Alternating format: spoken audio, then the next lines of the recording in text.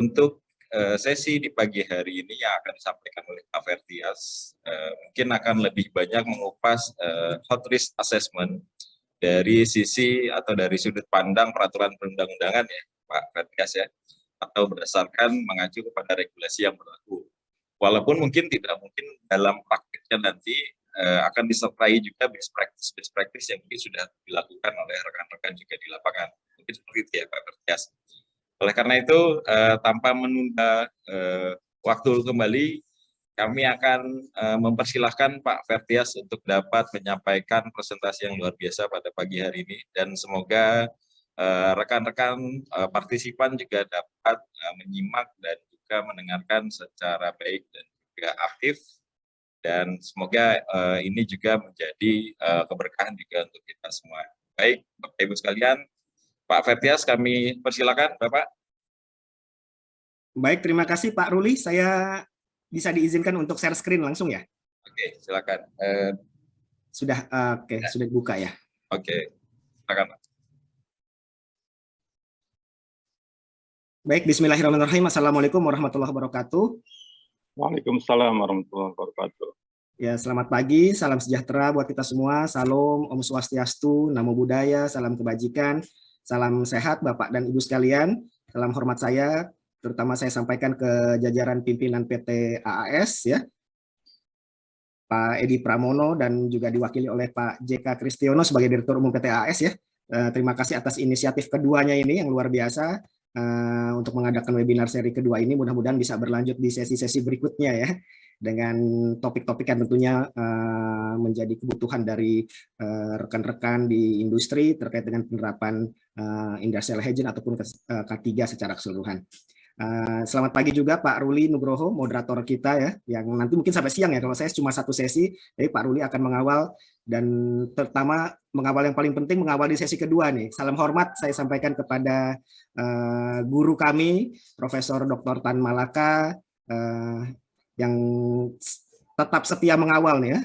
Di beberapa kali pertemuan kita juga di dalam waktu-waktu terakhir ini sangat aktif bekerja sama dengan rekan-rekan dari Kementerian Ketenagakerjaan dalam penyusunan profil K3 nasional, dan juga beberapa hal terkait dengan penerapan Permenaker 05 tahun 2018 tentang K3 lingkungan kerja. Mudah-mudahan Prof selalu diberikan kesehatan dan bisa mendampingi kami, mengawal kami supaya tetap dalam arahan yang benar, Prof Tan. Ya. Baik, tema yang diberikan ini juga menjadi satu tantangan ya, karena biasanya membicarakan tentang regulasi itu orang cukup baca aja Pak Ruli ya. Ini sampai di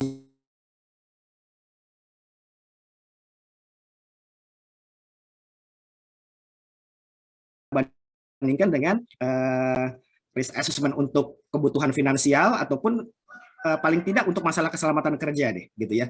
Orang biasanya kalau dikenal dengan katakanlah IBPR, HIRAK gitu ya,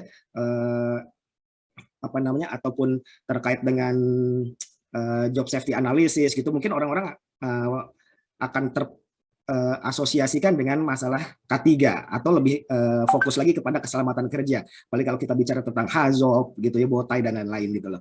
Namun tentunya ini menjadi bagian dari instrumen penting ketika kita bicarakan K3, tidak bisa kita pisahkan antara keselamatan dan kesehatan sebagai satu bagian yang tidak yang saling menguatkan gitu ya. Karena nanti Bapak dan Ibu, Bapak para peserta semua yang berbahagia di sini akan melihat adanya sedikit perbedaan ketika kita merasakan pembahasan sampai di PP nomor 5 tahun 2021 tentang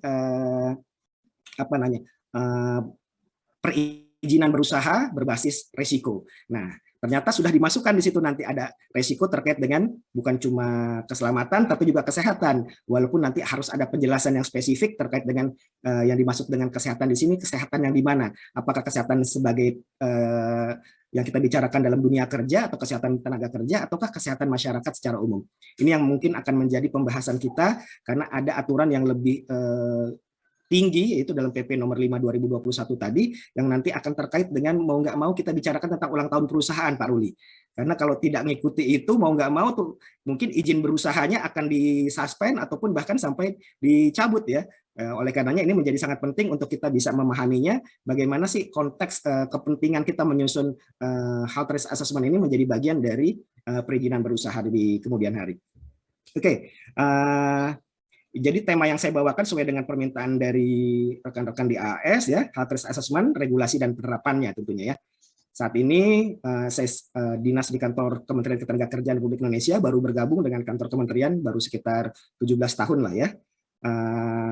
Sempat dan saat ini dipercayakan sebagai subkoordinator di bidang riksa norma ergonomi, lingkungan kerja, bahan berbahaya, dan juga kesehatan kerja di Direktorat Bina Riksa Norma Ketenagakerjaan. Ya, saya juga tercatat sebagai anggota Komite Teknis ya Komtek SNI 1301 tentang K3 di Badan Standarisasi Nasional mulai tahun 2017 sampai dengan sekarang. Dan ini untuk informasi Bapak dan Ibu saja bahwa tanggal 4-5 nanti kita akan melakukan pembahasan yang kedua RSNI tentang jadi pengukuran atau pengujian untuk faktor biologi. Seperti yang Bapak Ibu ketahui bahwa dalam Permenaker nomor 5 2018 faktor biologi masuk menjadi salah satu faktor dari 5 faktor yang harus kita identifikasi dan dilakukan pengukuran dan untuk dikendalikan apabila telah mencapai nilai ambang batas ataupun standar yang ditetapkan. Nah, tentunya bagaimana cara mengukurnya? Kadang-kadang kita mengikuti beberapa standar teknis dari badan dari negara ataupun standar internasional gitu ya.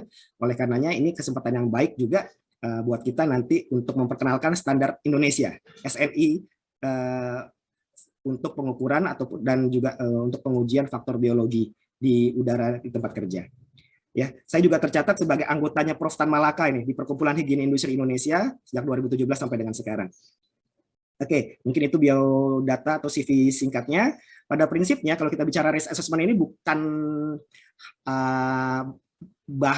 barang yang harus diklaim sebagai miliknya dunia kesehatan ataupun dunia K3 ya. Karena kalau mau jujur, penilaian risiko itu sangat terkenal, sangat populer di kalangan pebisnis ataupun perbankan dan dunia finansial gitu loh. K3 mungkin meniru ilmunya untuk menilai bagaimana sih sebuah resiko itu sesuai konteksnya, dalam hal ini untuk melindungi supaya tidak terjadinya kecelakaan kerja dan juga penyakit akibat kerja. Itulah yang membedakan antara penerapan risk assessment ya di dunia bisnis ataupun di dunia perbankan. Tentunya semuanya memiliki resiko. Seperti kita ketahui dalam hukum ekonomi bahwa yang namanya high risk high return gitu Mas Uli ya, dan low risk low return. Jadi tidak ada pekerjaan yang resiko tinggi pasti dia memiliki return yang tinggi. Ya, pendapatan yang kembaliannya yang tinggi gitu loh. Yang sebaliknya kalau resiko suatu aktivitas atau pekerjaan itu resikonya rendah, low risk, tentu dia akan hasilnya juga kembaliannya juga akan rendah gitu loh. Itu hukum ekonomi, sunatullahnya begitu. Jadi agak sulit membayangkan ada pekerjaan yang low risk tapi high return. Itu pasti pekerjaan nggak jelas itu. Mungkin harus jaga lilin atau segala macam, itu pekerjaan-pekerjaan yang jenisnya agak susah untuk dihitung secara matematis gitu ya. Karena hukum ekonominya menyatakan kalau high risk, high return, low risk, low return. Jadi ketika kita mengatakan bahwa kita berada lebih baik bekerja di tingkat risiko yang mana sih? Apa risiko rendah atau risiko tinggi? Ya tentu semua ada konsekuensinya gitu loh. Saya pernah kerja 4 tahun di pabrik sepatu, mungkin dari sisi penilaian risiko termasuk low risk. Setiap hari saya ketemu dengan orang yang ketusuk jarum ya di jarinya, luka tusuk gitu kan, atau dia sampai dengan kehilangan jari karena dia bekerja di bagian cutting, mesin potong, ataupun sampai di bagian yang istilahnya di bagian mesin rolling gitu ya, sampai lengannya terpotong, tapi tidak sampai mengakibatkan kematian gitu loh. Tapi ketika dibandingkan returnnya ya tentunya UMP saja mungkin sudah alhamdulillah gitu ya. Tapi begitu kita beraktivitas di industri oil and gas, pertambangan yang memiliki risiko tinggi, luar biasa gitu ya. Dengan risiko yang tinggi itu tentu ada return yang tinggi, tentunya dia akan melakukan semua investasi, semua upaya, semua intervensi untuk menjamin bahwa proses bisnisnya itu akan berjalan secara aman karena dia akan mengamankan juga return-nya gitu loh, ya, revenue-nya. Oleh karenanya ini yang menjadi pemahaman kita di awal, bukan permasalahan kita bekerja di risiko tinggi atau risiko rendah, tapi tentunya kita mengharapkan risiko itu adalah dapat kita terima, ya. Tolerable risk gitu loh istilahnya. Jadi apapun kegiatan kita, sepanjang kita mengatakan itu tolerable ataupun bisa kita terima, maka go ahead, kita akan jalankan pekerjaan tersebut gitu ya. Itu dari sisi berpikirnya. Namun yang jadi permasalahan kedua adalah persepsi orang atas risiko kadang berbeda. Mungkin saat saya kerja di pabrik sepatu, yang namanya LTI, lost time injury, itu tidak dipermasalahkan sepanjang tidak lebih dari 2 kali 24 jam. Tapi begitu pindah ke pabrik otomotif, ternyata medical treatment case sudah jadi masalah, tidak bisa diterima lagi. Kalau masih rawat jalan, oke. Tapi sampai rawat inap sudah tidak bisa ditoleransi. Tapi begitu saya pindah ke oil and gas company, permasalahan berbeda. Near miss saja sudah dianggap sebagai kasus yang sudah tidak bisa ditoleransi, bahkan menjadi isu yang harus dibahas sampai di headquarter-nya. Artinya, ketika kita memandang tolerable risk di sini nanti, tentu itu akan sangat terkait dengan bagaimana kita memberikan persepsi atas resiko. Persepsi atas resiko itu sendiri pastinya terbentuk dari pengalaman kita ataupun pengalaman melihat dari benchmark dari industri yang lainnya, sehingga kita bisa mengetahui akan ada resiko yang dalam setiap aktivitas pekerjaan kita. Nah, tentunya ketika kita bicara tentang risk tadi sudah sampai di ujungnya, saya sengaja mulai dari belakang gitu ya, sehingga ketika kita menghitung nilai risiko yang diharapkan, ini tentunya sesuai dengan apa yang bisa kita terima. Namun penerimaan atas risiko itu tentunya akan sangat terkait dengan bagaimana mindset ataupun budaya organisasi memahami menerima sebuah risiko tadi yang mungkin saja berbeda ukuran antara organisasi satu dengan organisasi yang lainnya.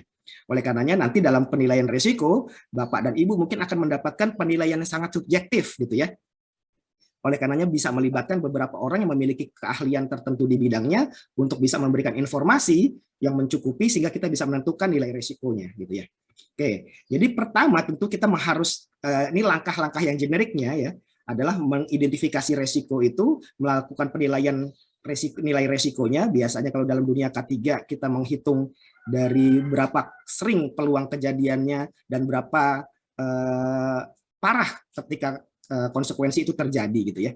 Biasanya ada 2 parameter yang paling umum digunakan di sini. Demikian juga untuk health risk assessment yang akan nanti dijelaskan oleh dalam materi ini dan juga akan dikupas habis oleh Prof. Tan Malaka gitu ya.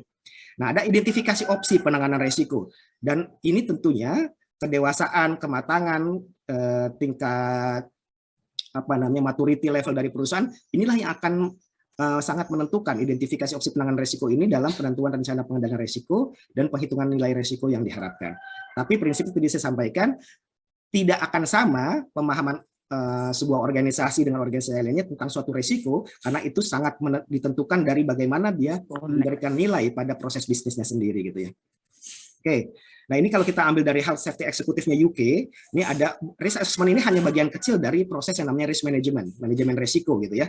Dalamnya ada risk assessment dan intinya ketika kita menyatakan itu bisa kita terima tentunya setelah melalui proses yang namanya risk reduction. Bagaimana kita melakukan berbagai upaya untuk mengurangi resiko itu sehingga dia berada dalam tahap yang bisa kita toleransi atau bisa kita terima. Oke, apa health risk assessment itu? Kalau kita menjurus nih, ya. Tadi bicara tentang manajemen risiko secara besar, saya tidak akan panjang lebar di situ, tapi kita akan langsung bahas bahwa ini adalah bagian dari manajemen risiko secara umum, secara keseluruhan. Ya, ada referensi yang saya ambil dari J.J. Schuman tahun 1994 adalah suatu prosedur yang tersistematik untuk mengidentifikasi potensi dari bahaya kesehatan.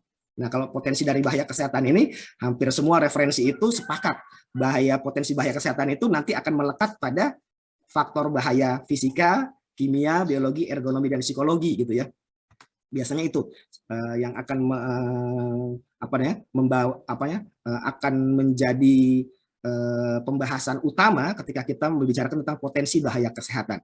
Apakah potensi bahaya bising gitu ya, potensi penggunaan bahan-bahan beracun ataupun potensi dari suatu pekerjaan yang tidak yang dikerjakan dalam posisi yang tidak wajar atau awkward position gitu ya, ataupun adanya potensi dari stres kerja ataupun yang sekarang kita sedang susun yaitu terkait dengan faktor biologi gitu ya, sebagaimana kita sedang memahami betapa masifnya ya serangan pandemi COVID-19 ini yang masih berdampak sampai dengan saat ini gitu.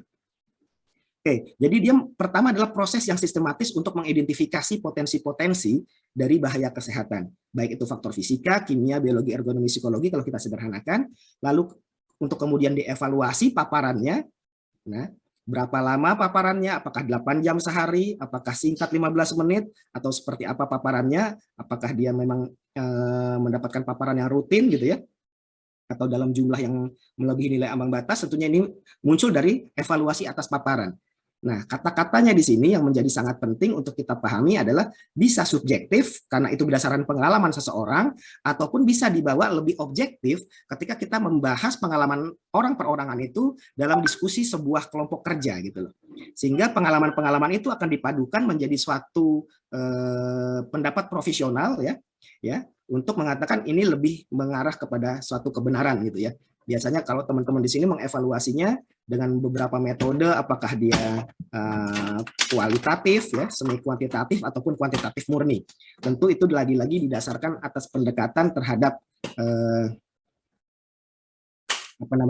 kematangan juga, kompleksitas sebuah proses juga. Ketika kita bicara tentang risiko peledakan sebuah major facility, sebuah potensi bahaya besar dari sebuah perusahaan, tentu kita nggak bisa bicara tentang penilaian resiko secara kualitatif. Tentu kita harus mendekatkan kepada yang kuantitatif, minimal semi kuantitatif, supaya kita bisa memperkirakan kebocoran muncul dari pipa kah gitu ya, atau dari parameter kritis yang mana, dari valve yang mana gitu ya, dan pada tahun keberapa. Nah, itu prediktif namun lebih mendekati kebenaran. Nah, itu membutuhkan pandangan-pandangan profesional dari beberapa orang ya. Berbeda sekali dengan kalau kita hanya merasakan atau mendengarkan keluhan satu orang pekerja bahwa dia merasakan nyeri, merasakan sakit di bagian tertentu gitu.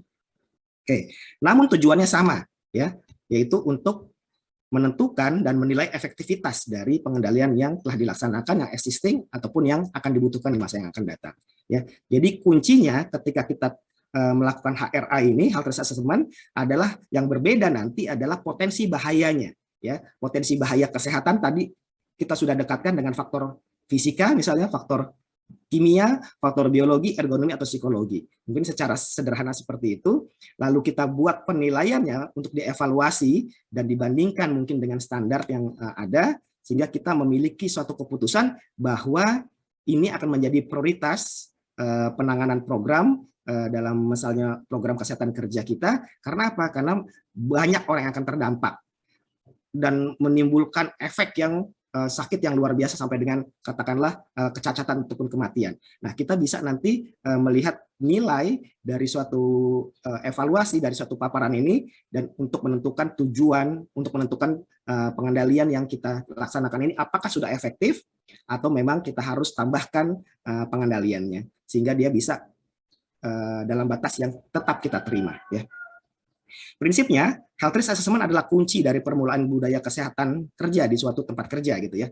Jadi kalau mau bicara tentang membangun program kesehatan kerja tanpa adanya health risk assessment ini agak sulit dibayangkan. Karena nanti nggak punya kitab gitu loh. Panduannya kemana? Programnya apa? Nah ini dari program itu nggak jelas apa yang ingin dijadikan prioritas intervensi ya. Oleh karenanya tanpa HRA program kesehatan kerja akan berjalan tanpa tujuan yang jelas gitu ya. Nah ini menjadi kata-kata kunci buat kita para praktisi kesehatan kerja ketika kita akan membangun sebuah program kesehatan kerja, tentunya diawali dengan penilaian yang sistematis ini, yang terukur dan sifatnya lebih bisa mengarahkan kepada menilai efektivitas sebuah program pengendalian yang telah kita laksanakan saat ini. Oke. Nah, tentu kalau kita bicara tentang pelaksanaan health risk assessment ini tentu menjadi bagian yang tidak terpisahkan dari program K3 ya. Program kesehatan kerja seperti yang disampaikan di awal, ini adalah bagian dari program keselamatan dan kesehatan kerja. Dan ketika kita bicara tentang program keselamatan kesehatan kerja, tentu kita harus bicara tentang undang-undang pokok dalam penerapan K3 di negara kita, yaitu Undang-Undang Nomor 1 Tahun 70 ya. Nah, di mana tujuannya memberikan perlindungan atas keselamatan baik kepada tenaga kerja, orang lain, dan juga sumber-sumber produksi. Nah ini yang menarik ya, berarti keselamatan dan kesehatan ini bukan hanya tenaga kerja, tapi juga ada orang lain di tempat kerja. Siapa sih orang lain di tempat kerja? Kadang-kadang kita agak abai ketika kita mempekerjakan ataupun ada tamu dari perusahaan lain, atau katakanlah mahasiswa atau anak sekolah yang sedang magang di perusahaan kita gitu ya. Nah kita abaikan, padahal dia memiliki hak yang sama untuk mendapatkan perlindungan atas keselamatan dan kesehatannya. Dan juga sumber-sumber produksi tentunya ini harus dijamin agar dapat dipakai secara aman dan efisien gitu ya. Oke, nah ini kita pahami sebentar sedikit saja terkait dengan istilah tempat kerja. Itu sangat luas, definisinya bisa berupa ruangan, bisa berupa lapangan yang tertutup ataupun terbuka, bergerak ataupun tetap sepanjang dia mengandung unsur adanya tenaga kerja, sumber bahaya, dan usaha. Nah, ada kata-kata di situ sumber bahaya. Nah, tentu sumber bahaya inilah yang nanti akan kita alokasikan kepada sumber bahaya yang terkait dengan berdampak terhadap kesehatan tenaga kerja. Gitu ya. Oke, ada pengurus sebagai penanggung jawab sebuah kegiatan di tempat kerja, ya, dan juga ada pegawai pengawas dan ahli keselamatan dan kesehatan kerja.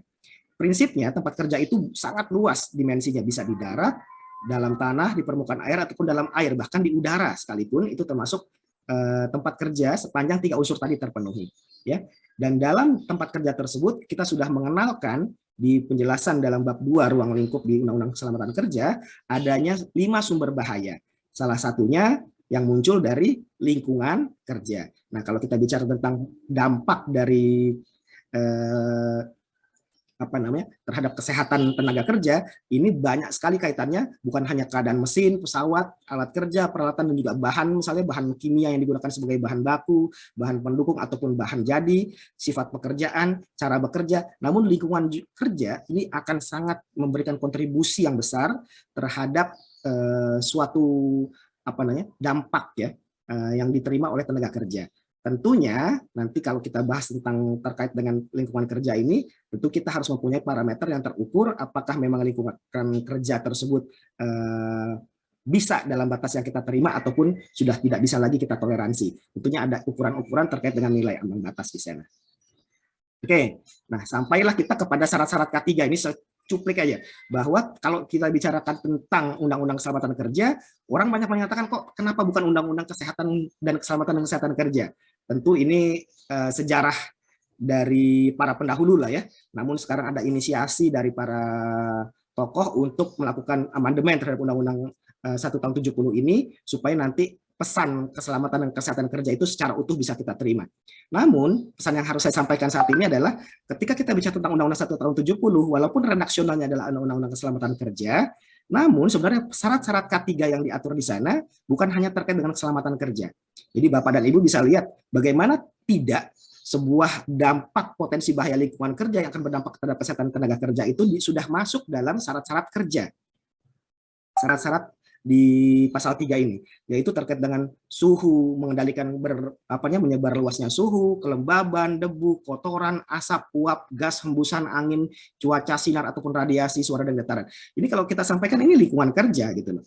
Yang tadi akan menjadi fokus kita dalam membuat sebuah HRA gitu ya. Bagaimana suhunya, bagaimana kelembaban dari udaranya sehingga bisa menjadi tumbuh kembang jamur, bakteri dan lain-lain. Bagaimana kondisi debunya, kotoran, katakanlah asap, uap, gas.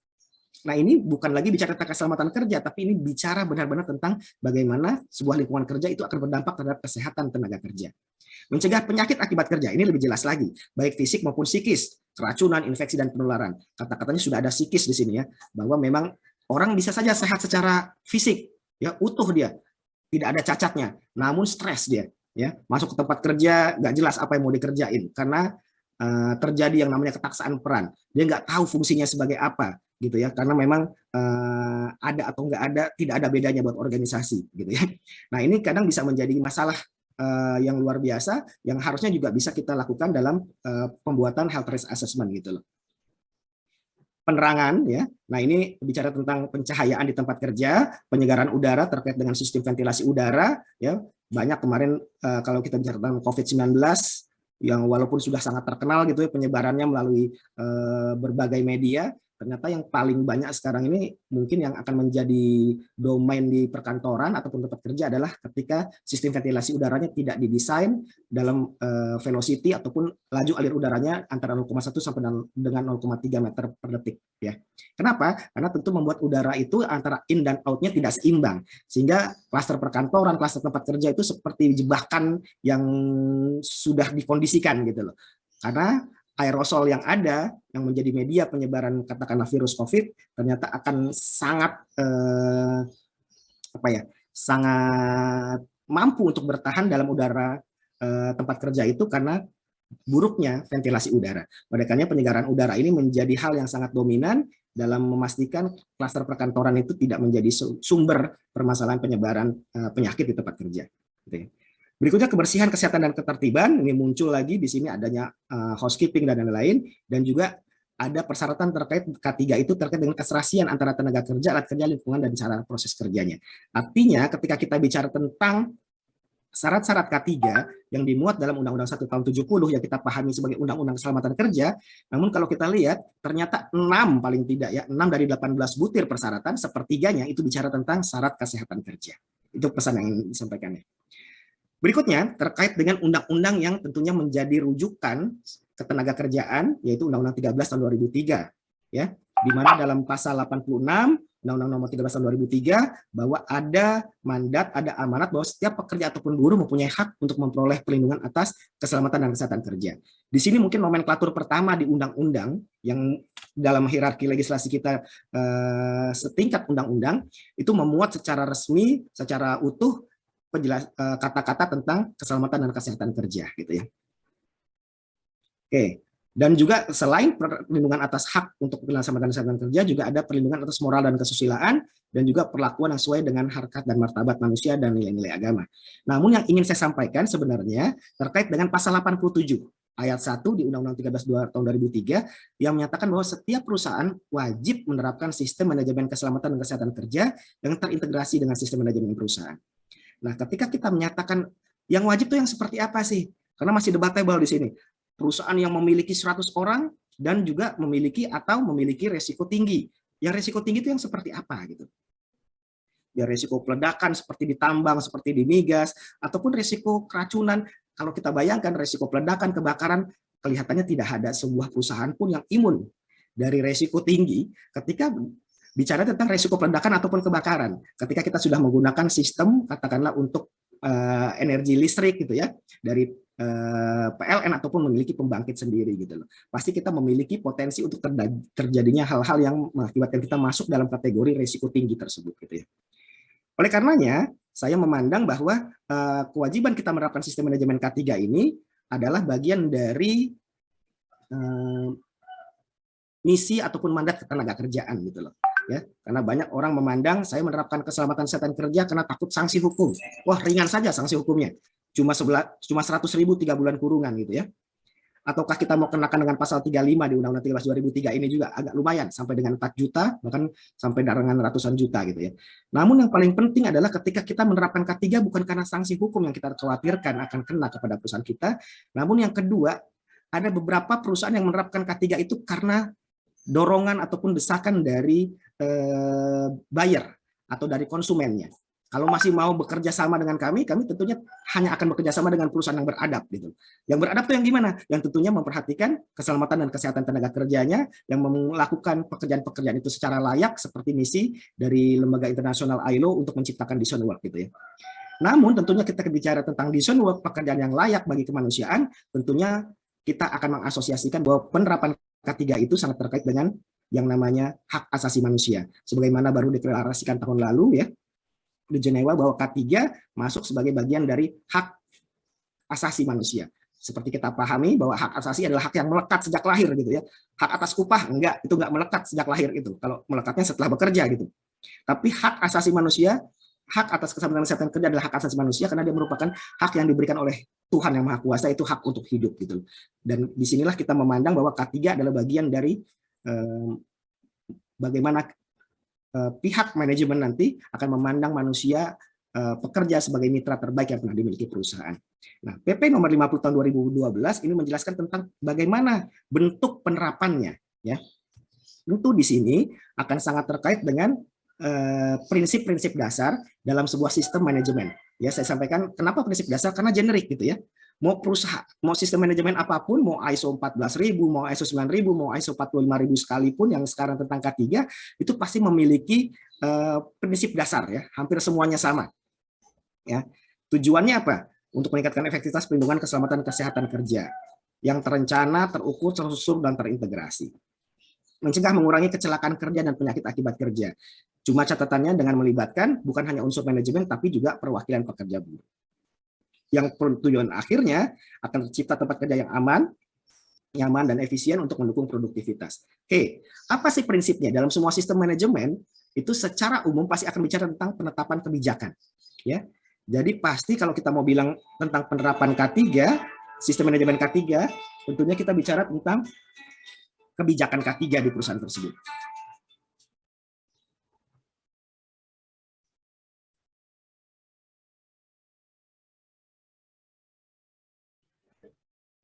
Nah, ini adalah fundamen dari sebuah sistem manajemen K3. Seperti orang sampaikan, komitmen yang butuh.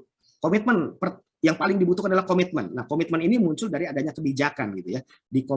Komitmen itu muncul dan diimplementasikan, terwujud dalam yang namanya kebijakan K3. Nah, kebijakan K3 dalam pasal 7 ayat 2 dijelaskan dalam menyusun kebijakan K3 sebagaimana dimaksud pada ayat 1, pengusaha paling sedikit harus melakukan tinjauan awal, initial review, tentang kondisi K3 di perusahaan saat ini yang didasarkan atas identifikasi potensi bahaya, penilaian, dan pengendalian risiko. Jadi kalau kita mau lihat mandat pertama tentang penyusunan sebuah identifikasi potensi bahaya, penilaian, dan pengendalian risiko, apakah itu jenisnya terkait dengan kecelakaan kerja, apakah kesehatan, ataukah terkait dengan proses, bisnis proses gitu ya, proses pekerjaan gitu ya, tentu ini kita bisa kaitkan dengan mandat atau perintah yang dituangkan atau sudah diatur dalam pasal 7 ayat 2 dalam PP nomor 50 tahun 2012, bahwa initial review harus didasarkan pada suatu hal yang kita kenal sebagai adanya identifikasi potensi bahaya, penilaian, dan pengendalian risiko ya. Jadi ini yang pertama. Kebijakan tidak akan muncul ketika tidak ada data awalnya, tidak ada informasi yang jelas terkait dengan di mana posisi kita saat ini dan akan kemana kita nanti gitu loh. Nah, inilah menjadi awal dari penyusunan kebijakan. Harus ada, kita menilai dulu potensi bahaya kita seperti apa, dinilai dibandingkan dengan standar ataupun peraturan perundang-undangan yang terkait, dan juga nanti kita akan menentukan ketika dia sudah di atas standar atau di atas nilai ambang batas, kita katakanlah untuk bahaya kesehatan kerja, tentu kita akan membuat strategi untuk melakukan pengendalian, apakah dieliminasi, apakah substitusi, rekayasa teknis atau administratif, ataukah sampai dengan hanya merekomendasikan penggunaan alat pelindung diri. Namun kalau cuma muncul di kebijakan K3, tentunya tidak akan bisa dilaksanakan gitu ya. Masih muncul kemudian dalam prinsip SMK 3 itu adalah bagaimana setelah kita nyatakan kita berkomitmen, kita punya kebijakan terkait K3 di perusahaan, maka komitmen itu hanya sekedar komat kamit saja ketika sudah ditandatangani pimpinan, ditandatangani wakil pekerja, ketika tidak terwujud dalam bentuk rencana kerja. Kita nggak punya program. Kita nggak punya program K3. Nah, program K3 salah satu terkait dengan kesehatan kerja juga dimandatkan dalam pasal 9 ayat 3 ini, dalam menyusun rencana K3 sebagaimana yang dimaksud pada ayat 2 yang tadi, pengusaha harus mempertimbangkan hasil initial review-nya, ya. Dan yang kedua adalah terkait dengan identifikasi potensi bahaya, penilaian, dan pengendalian risiko. Muncul lagi, untuk bikin kebijakan kita perlu initial review, untuk bikin initial review perlu memperhatikan identifikasi potensi bahaya, penilaian, dan pengendalian risiko. Gitu kan?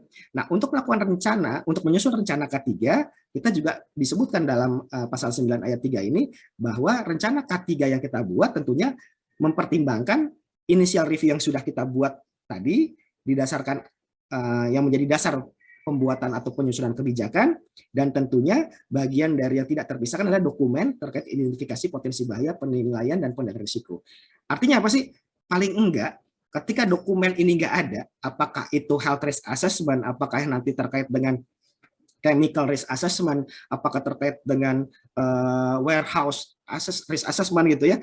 Nah, ini menjadi bagian yang melekat pada norma-norma ketenagakerjaan, sehingga kalau tidak dilaksanakan tentunya agak sulit buat kita membayangkan kita akan mendapatkan sebuah pencapaian bendera emas ataupun bendera perak sekalipun gitu loh. Pasti skornya ini nggak mungkin bisa mencapai hal tersebut, bahkan mungkin ini akan menjadi hal yang fundamental bahwa tidak bisa dilakukan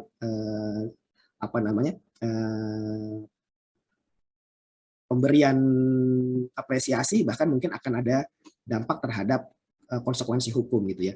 Oleh karenanya paling tidak dalam penerapan sebuah sistem manajemen, dalam hal ini sistem manajemen K3 dalam PP 50 2012, tentunya menjadi dokumen yang fundamental, yaitu adanya identifikasi potensi bahaya, penilaian, dan penilaian risiko.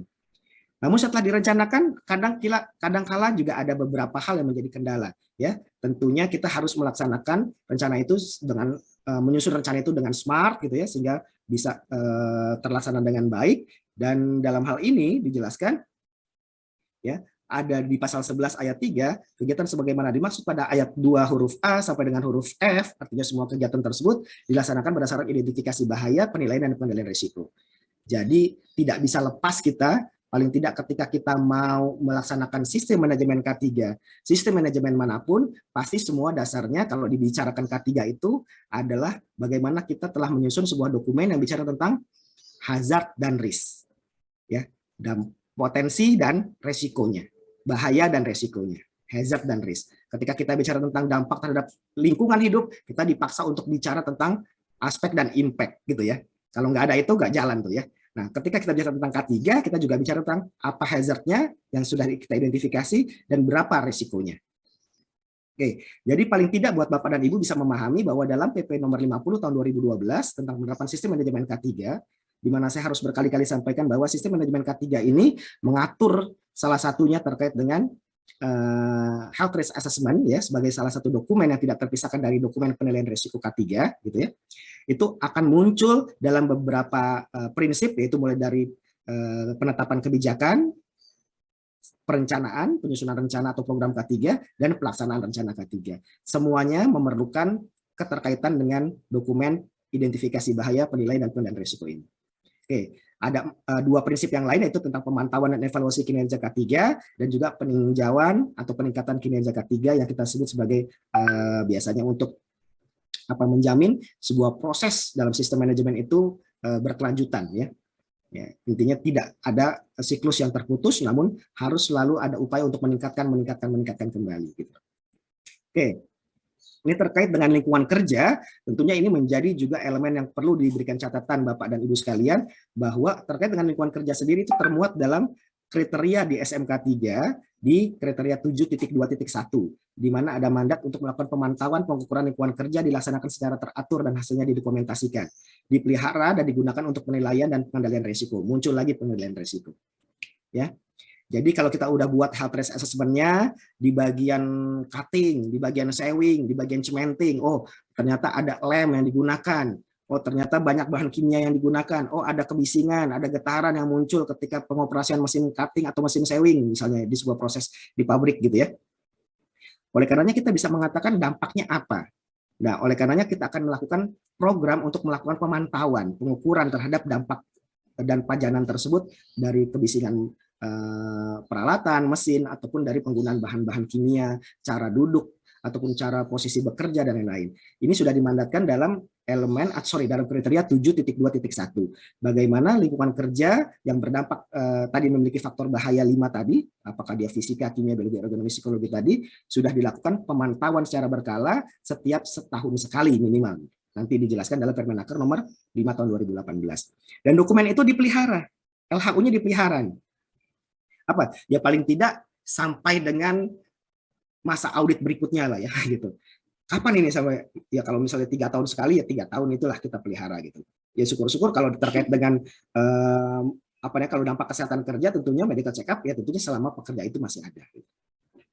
Oke, tapi ini gunanya untuk apa? Untuk nanti kita selalu bandingkan kondisi-kondisi itu, apakah ada tren kenaikan kuantitas ataupun intensitas kebisingan, ataukah nanti konsentrasi dari satu bahan kimia dibandingkan dengan dampak yang diterima oleh tenaga kerja dalam jangka waktu tertentu.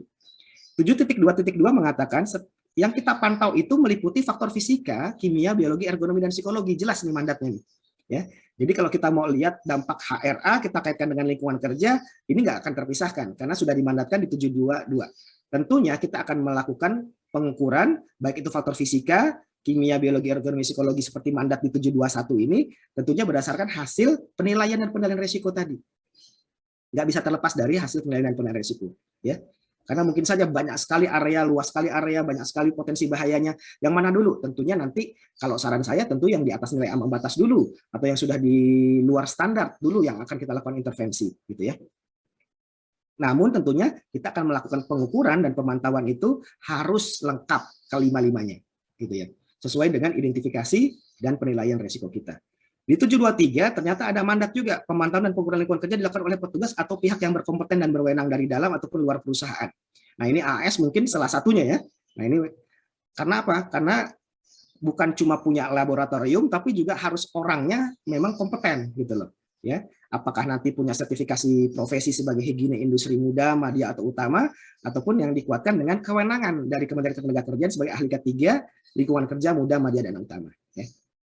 Oke, jadi nanti Bapak dan Ibu kalau melakukan pengukuran lingkungan kerja supaya komplain dengan SMK 3 PP 50 ini, pastikan ya yang ngukur lembaganya harus memiliki paling tidak SKP, surat keputusan penunjukan, dan juga memiliki salah satu yang menjadi pertimbangan dalam penerbitan SKP itu adalah memiliki sertifikat untuk akreditasi 17020 ataupun 17025 ya. Kalau enggak, lebih baik dibicarakan dulu dari awal, jangan sampai nanti ada dusta di antara kita, jangan sampai nanti hasilnya keluar namun ternyata tidak bisa diterima karena melanggar 7.2.3 gitu ya. Oke. Nah, berikutnya yang menarik dalam peraturan pemerintah tentang kesehatan kerja juga diatur. Nomor 88 tahun 2019 tentang kesehatan kerja di pasal 4 menyatakan bahwa standar kesehatan kerja dalam upaya pencegahan penyakit itu meliputi salah satunya adalah upaya untuk melakukan identifikasi, penilaian, dan pengendalian potensi bahaya kesehatan. Nah, ini jelas, karena rezimnya sudah bicara tentang kesehatan kerja. Kalau tadi kita bicara tentang PP 50 2012, itu baru bicara tentang rumah besar K3. Tapi dalam rumah besar K3, seperti yang saya sampaikan, ada elemen-elemen terkait dengan kesehatan kerja dan juga potensi bahaya dari lingkungan kerja. Nah, ketika kita bicara tentang HRA, kita mau tidak mau harus bicara tentang PP 88 tahun 2019 tentang kesehatan kerja. Di mana di sini sudah dijelaskan dengan sangat rigid, ya, eksplisit, bahwa standar kesehatan kerja dalam upaya pencegahan penyakit itu harus meliputi identifikasi, penilaian, dan pengendalian potensi bahaya kesehatan. Ya, jadi nggak ada lagi tuh tiba-tiba kita mau lakukan program A, intervensi program TB, intervensi program anemia, tapi dasarnya dari mana? Nggak ada. Oh ini Pak, karena saya dapat wahyu dari langit ketika tidur semalam. Oh itu udah nggak main gitu ya. Nah karena jarang sekali, karena ini wahyu sudah tidak turun lagi dari langit, sehingga kita memang harus melakukan upaya untuk mengidentifikasi, menilai secara kualitatif kah, dan melakukan pengendalian berdasarkan tingkat potensi bahaya kesehatan itu. Pemenuhan persyaratan kesehatan lingkungan kerja, perlindungan kesehatan reproduksi, pemeriksaan kesehatan tenaga kerja, penilaian kelaikan bekerja fit atau unfit dia untuk melakukan satu jenis pekerjaan tertentu, misalnya kerja di ketinggian, tapi ternyata dia akrofobia, mau kerja di ruang terbatas, confined space, tapi ternyata dia claustrophobia, orang yang takut dengan ruang sempit dan gelap gitu ya. Tentu ini menjadi dasar juga dalam memberikan standar kesehatan kerja. Pemberian imunisasi, pelaksanaan kewaspadaan standar, dan juga surveillance kesehatan kerja. Ya, artinya saya ingin sampaikan bahwa selain di PP nomor 50 tahun 2012, tentu ada PP yang sangat kompeten ya dalam hal ini untuk membicarakan tentang identifikasi, penilaian dan penilaian potensi bahaya kesehatan, yaitu muncul dalam PP nomor 88 tahun 2019 tentang kesehatan kerja. Kuat banget ya. K3 butuh itu, di PP kesehatan kerja juga memberikan mandat, menguatkan mandat yang sama. Nah, bahkan dijelaskan secara lebih rinci, apa sih dalam PP 88 ini? Menjelaskan tentang apa sih potensi bahaya kesehatan. Jadi ada identifikasi, ada penilaian, kan tahapannya ada 2 tadi ya, seperti tadi dijelaskan. Diidentifikasi dulu potensinya. Adalah proses secara sistematik dan berkesinambungan berdasarkan informasi yang tersedia untuk mengidentifikasi bahaya kesehatan dan menganalisis resiko kesehatan terhadap pekerja. Jadi kata-katanya, jadi paling tidak Bapak dan Ibu bisa memahami dalam PP 88 ini health risk assessment itu paling tidak dibagi menjadi 2 tahapan kegiatan. Itu yang pertama adalah melakukan identifikasi terhadap potensi bahaya kesehatan. Ya. Apa bahaya kesehatan tadi sudah saya informasikan, melekat dengan bahaya yang muncul dari lingkungan kerja ya, dan karena pekerjaannya. Adalah proses sistematik dan berkesinambungan, terus-menerus berdasarkan informasi yang tersedia untuk mengidentifikasi bahaya kesehatan dan menganalisa risiko kesehatan terhadap pekerja. Jadi biasanya kalau saya buat di kursus HIMU gitu ya, atau ahli K3 lingkungan kerja gitu ya, pasti nanti kita ketemu dengan matriks. Ini kegiatannya di bagian apa? Ya, nanti ada proses kegiatannya apa gitu ya. Terus nanti dijelaskan lagi tentang faktor bahaya fisikanya apa, kimianya apa, biologinya apa, ergonominya apa, dan di kolom berikutnya kita bicarakan tentang misalnya akibat penyakit akibat gangguan kesehatannya seperti apa, misalnya kebisingan, akan ada NIHL gitu ya. Katakanlah kalau dia sampai getaran pada lengan atau jari, mungkin akan ada yang namanya white finger gitu kan, dan lain-lain. Itu bisa kita jelaskan dalam matriks ataupun dalam kolom ketika kita menyusun sebuah identifikasi potensi bahaya kesehatan. Sampai di situ dampak gangguannya sudah muncul. Nah, berikutnya adalah membuat semacam pembobotan untuk menilai resikonya, tingkat resikonya. Nah, ini yang kita kenal sebagai penilaian potensi bahaya kesehatan. Setelah identifikasi potensi bahaya kesehatannya itu jelas, sampai gangguan kesehatan yang akan muncul, nanti akan kita lakukan pengukuran berikutnya, melakukan penilaian. Seberapa besar sih potensi bahaya itu? Sehingga nanti kesimpulannya apakah dia tolerable atau intolerable buat proses bisnis atau proses pekerjaan ini. Adalah proses untuk menentukan prioritas pengendalian dan tindak lanjut terhadap tingkat risiko kesehatan dan kecelakaan kerja, ya, karena tidak semua aspek bahaya potensial dapat ditindaklanjuti. Nah, ini kata-katanya ya. Jadi katakanlah ada faktor bahaya, katakanlah bahaya fisika pencahayaan yang tidak sesuai dengan lux atau nilai ambang batas atau standar yang ditentukan dari Permenaker 05/2018 misalnya. Ya. Artinya ketika kita sudah menilai ada dampak dari pencahayaan yang tidak sesuai dengan standar, tentu akan berdampak terhadap gangguan penglihatan, mata jadi penilaian penglihatan menjadi kabur dan lain-lain. Nah, tentunya kita akan memilah-milah di sini. Apakah nanti proses-proses itu bisa kita intervensi atau tidak, gitu loh. Ya, jadi kita akan menentukan prioritas yang mana yang akan kita intervensi. Karena tentu nanti temuannya banyak nih. Yang ada di atas nilai ambang batas mungkin juga tidak sedikit. Tapi nanti yang paling mungkin ditindaklanjuti itu yang mana?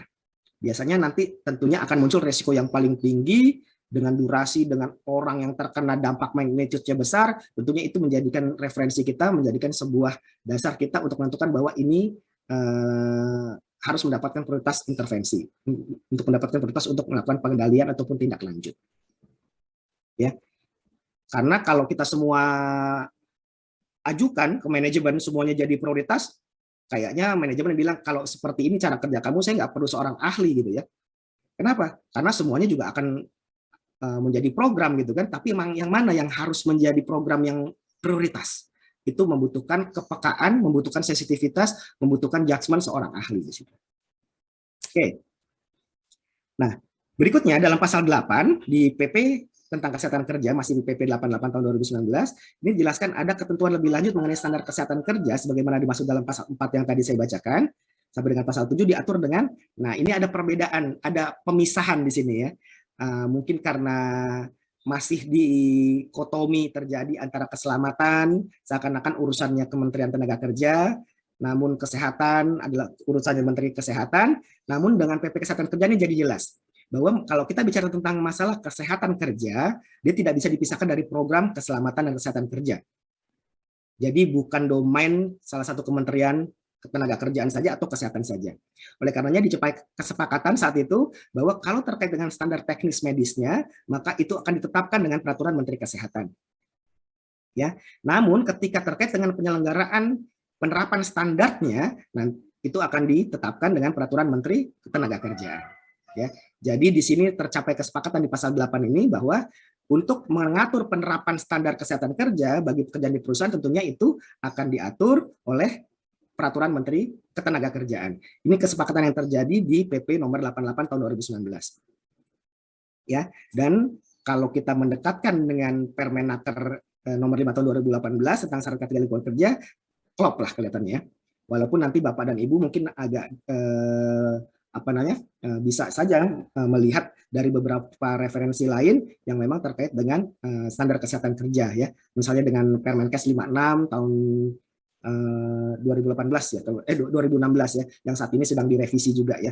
Oleh karenanya nanti bisa kita saling kaitkan. Intinya di dalam PP nomor 88 tahun 2019 ini alhamdulillah telah tercapai kesepakatan gitu ya, bahwa kalau kita bicara tentang program keselamatan dan kesehatan kerja, kita tidak bisa memisahkan antara keselamatan dan kesehatannya ya. Oleh karenanya dua kementerian bersepakat untuk saling bergandengan tangan untuk menyederhanakan permasalahan terkait dengan kesehatan kerja ini, ketika terkait dengan teknis medisnya menjadi urusan Kementerian Kesehatan, namun untuk penerapan standarnya di tempat kerja itu menjadi urusan Menteri Ketenagakerjaan. Oke. Fertias, mohon izin Pak. Iya, memotong. Kita masih ada waktu 20 menit lagi sampai dengan 10.40 ya Pak. 10.40, oke. Saya buat karena tadi kita mulai 9.40 ya Pak. Oke. Jadi, terima kasih. 20 menit ya, oke. Oke, nah ini terakhir deh, karena udah diingatkan ya. Nah, yang terakhir ini saya kaitkan dengan PP nomor 5 tahun 2021 nih, karena banyak yang bertanya tentang perizinan berusaha berbasis resiko nih, apa sih? Ada nggak sih resiko tentang K3 nih masuk? Nah, kita bisa langsung buka saja, karena sudah diingatkan waktunya oleh Pak Ruli tadi, moderator kita, ya. Jadi PP nomor 5 tahun 2021 ini ternyata luar biasa ya. Di pasal 7 itu perizinan berusaha berbasis resiko dilakukan berdasarkan penetapan resiko dan peringkat skala kegiatan usaha, meliputi apakah di UMKM ataupun usaha besar. Itu yang pertama. Nah, dalam penetapan tingkat resiko sebagaimana dimaksud pada ayat 1 dilakukan berdasarkan hasil analisa resiko. Nah, ada tuh mandatnya analisa resiko sebagaimana dimaksud pada ayat 2 tadi dilakukan secara transparan, akuntabel dan mengedepankan prinsip kehati-hatian berdasarkan data dan atau penilaian profesional. Nah, ini makanya perlunya ada tim dalam menyusun sebuah health risk assessment misalnya ya. Nah, tingkat resiko inilah yang akan digunakan dalam penentuan jenis perizinan berusaha. Nanti endingnya apakah ada 4 tingkat resiko tadi, apakah dia tingkat resikonya rendah, menengah tinggi, dan resiko tinggi. Nah, nanti Bapak dan Ibu bisa melihat itu ada tabelnya sendiri, kira-kira masuknya kemana. Kalau dia resikonya tinggi, berarti dia butuhnya selain NIB, dia juga butuh terkait dengan sertifikat-sertifikat standar yang lainnya gitu ya. Oke, nah namun kita tidak bahas sampai ke sana gitu ya. Yang kita bahas di pasal 8 ini untuk menganalisa resiko. Nah, ini jadi masuknya analisa resiko di pembahasan kita ya, karena risk assessment ini analisa resikonya dilakukan oleh pemerintah pusat. Jadi yang melakukan penilaian resiko itu pemerintah pusat sebenarnya untuk pertama kali supaya ini jadi guidance bersama gitu ya. Itu dilakukan melalui pertama identifikasi kegiatan usaha, mirip-mirip lah ya. Penilaian tingkat bahaya, penilaian potensi terjadinya bahaya, penetapan tingkat resiko dan peringkat skala usaha, dan terakhir penetapan jenis perizinan berusaha.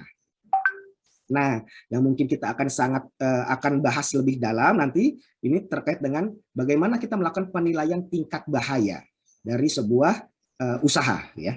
Oke, penilaian tingkat bahaya. Nah, ini yang mungkin harus Bapak dan Ibu pahami ya. Di pasal 8 huruf B itu dilakukan terhadap aspek kesehatan yang pertama, keselamatan, lingkungan, dan pemanfaatan ataupun pengelolaan sumber daya. Jadi ada 4 aspek yang akan menjadi pertimbangan dalam penilaian tingkat bahaya. Ya, jadi kalau rekan-rekan nanti Bapak dan Ibu melihat, oh PP 5 itu seperti apa sih menilai sebuah resiko usaha itu, ternyata yang kita khawatirkan selama ini resiko itu hanya resiko bisnis saja, ternyata enggak.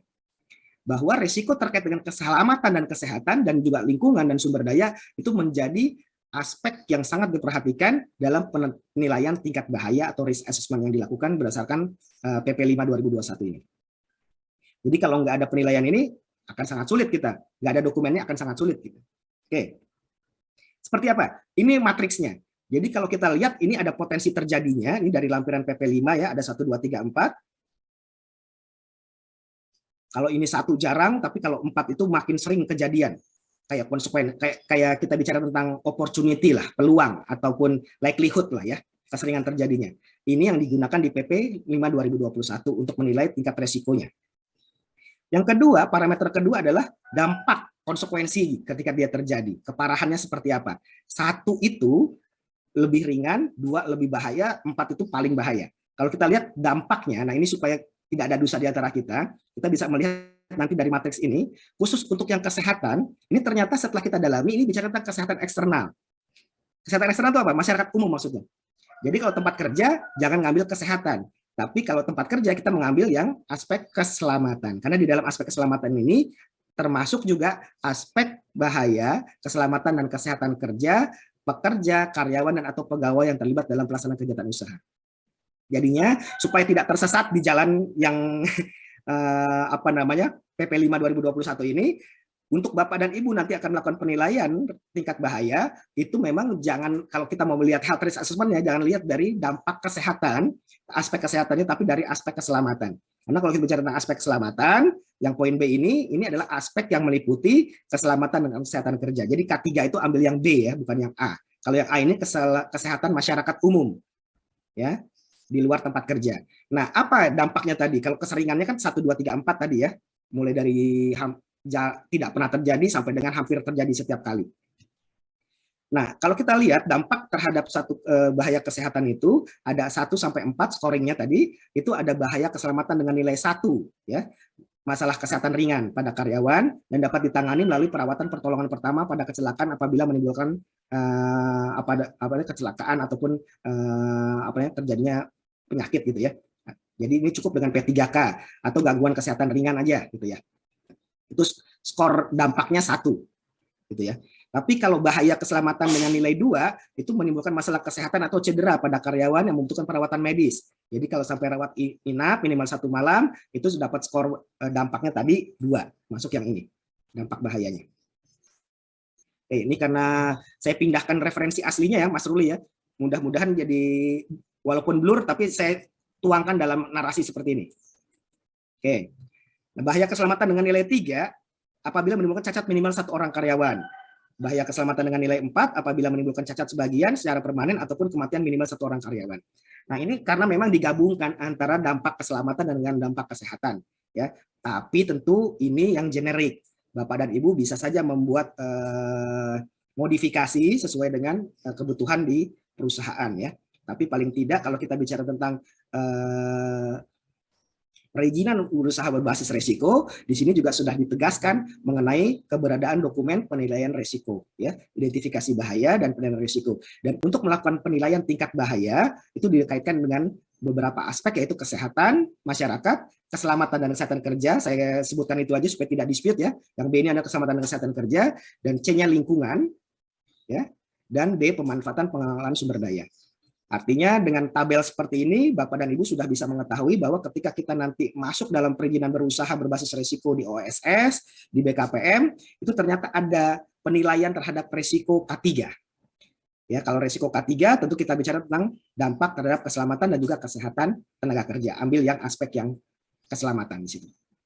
Oke, kalau kita bicara tentang dampak kesehatan, tentu kita tidak bisa melepaskan diri dari Permenaker Nomor 5 Tahun 2018. K3 lingkungan kerja, saya akan bahas sedikit saja tentang ruang lingkup dari pengaturan dalam Permenaker 5 2018 ini, bagaimana kita melakukan identifikasi terhadap semua bahaya lingkungan kerja, yang tadi sudah dijelaskan, dalam PP 50 pun sudah disampaikan, itu apakah dia fisika, kimia, biologi, ergonomi, psikologi, untuk dilakukan pengendalian sesuai dengan ketentuan pasal 3, yaitu mengendalikan di bawah nilai ambang batas, dan juga agar memenuhi standar, dan juga penyediaan sarana kebersihan dan fasilitas hygiene, dan juga penyediaan personil K3 yang memiliki kompetensi dan kewenangan di bidang lingkungan kerja.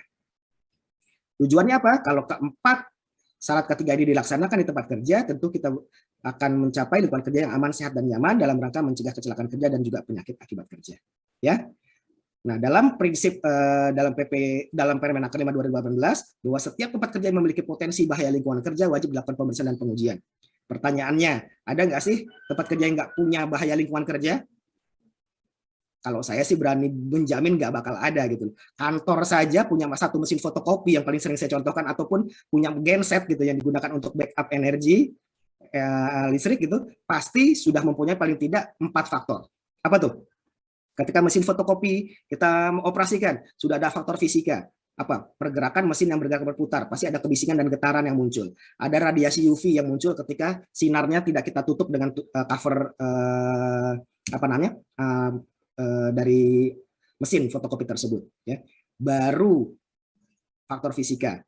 Ketika kita buka tintanya, ada serbuk yang keluar. Kalau kita nggak hati-hati bisa kena tangan, bisa terhirup. Ada faktor kimia. Ya kan? Ketika kita masuk, kan kertasnya habis. Kita ganti traynya ke tray kedua. Pasti ada posisi untuk mengangkat, membungkuk, mendorong, dan lain-lain. Ada faktor ergonomi di sana. Ketika mesinnya rusak karena udah kebanyakan dipakai dipaksa, padahal dokumennya diminta untuk rapat Pak Edi Pramono, Pak Pimpinan dalam waktu segera, pasti marah-marah. Muncul yang namanya resiko stres kerja, faktor psikologi. Baru satu mesin fotokopi, 4 faktor bahaya lingkungan kerja. Gimana begitu kita masuk kamar mandi, masuk kantin, ternyata dapat lagi di situ ada jamur, ada bakteri, lengkaplah 5 faktor. Artinya, saya berkeyakinan tidak ada satupun tempat kerja yang terbebas dari potensi bahaya lingkungan kerja. Dan inilah yang harus kita lakukan identifikasi dalam melakukan health risk assessment nantinya. Sehingga pemeriksaan dan pengujian atau pemantauan yang tadi disampaikan rutin dilakukan setahun sekali, itu menjadi suatu hal yang tidak bisa dilepaskan dalam rangka kita melakukan implementasi dari health risk assessment untuk menjamin pengendalian yang sudah dilakukan dalam batas yang kita bisa terima, ataupun perlu pengendalian yang lebih advance lagi.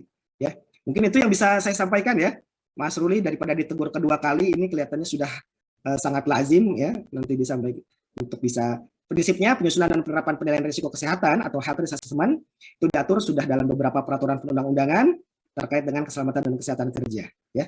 Dan juga yang tadi terkait dengan perizinan berusaha, baik itu dalam undang-undang maupun dalam PP peraturan pemerintah dan juga Permenaker 5/2018. Health risk assessment adalah kunci dari permulaan budaya kesehatan kerja di suatu tempat kerja.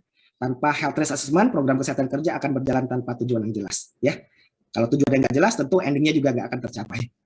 Demikian mungkin yang bisa saya sampaikan. Terima kasih. Mohon maaf lahir batin apabila ada kata-kata dan pelaku saya yang kasar. Itu semata-mata karena keberadaan saya masih sebagai makhluk kasar, ya, belum jadi makhluk halus. Insya Allah kalau sudah jadi makhluk halus bisa jadi lebih halus kata-kata dan pelakunya. Saya kembalikan kepada Pak Ruli Nugroho.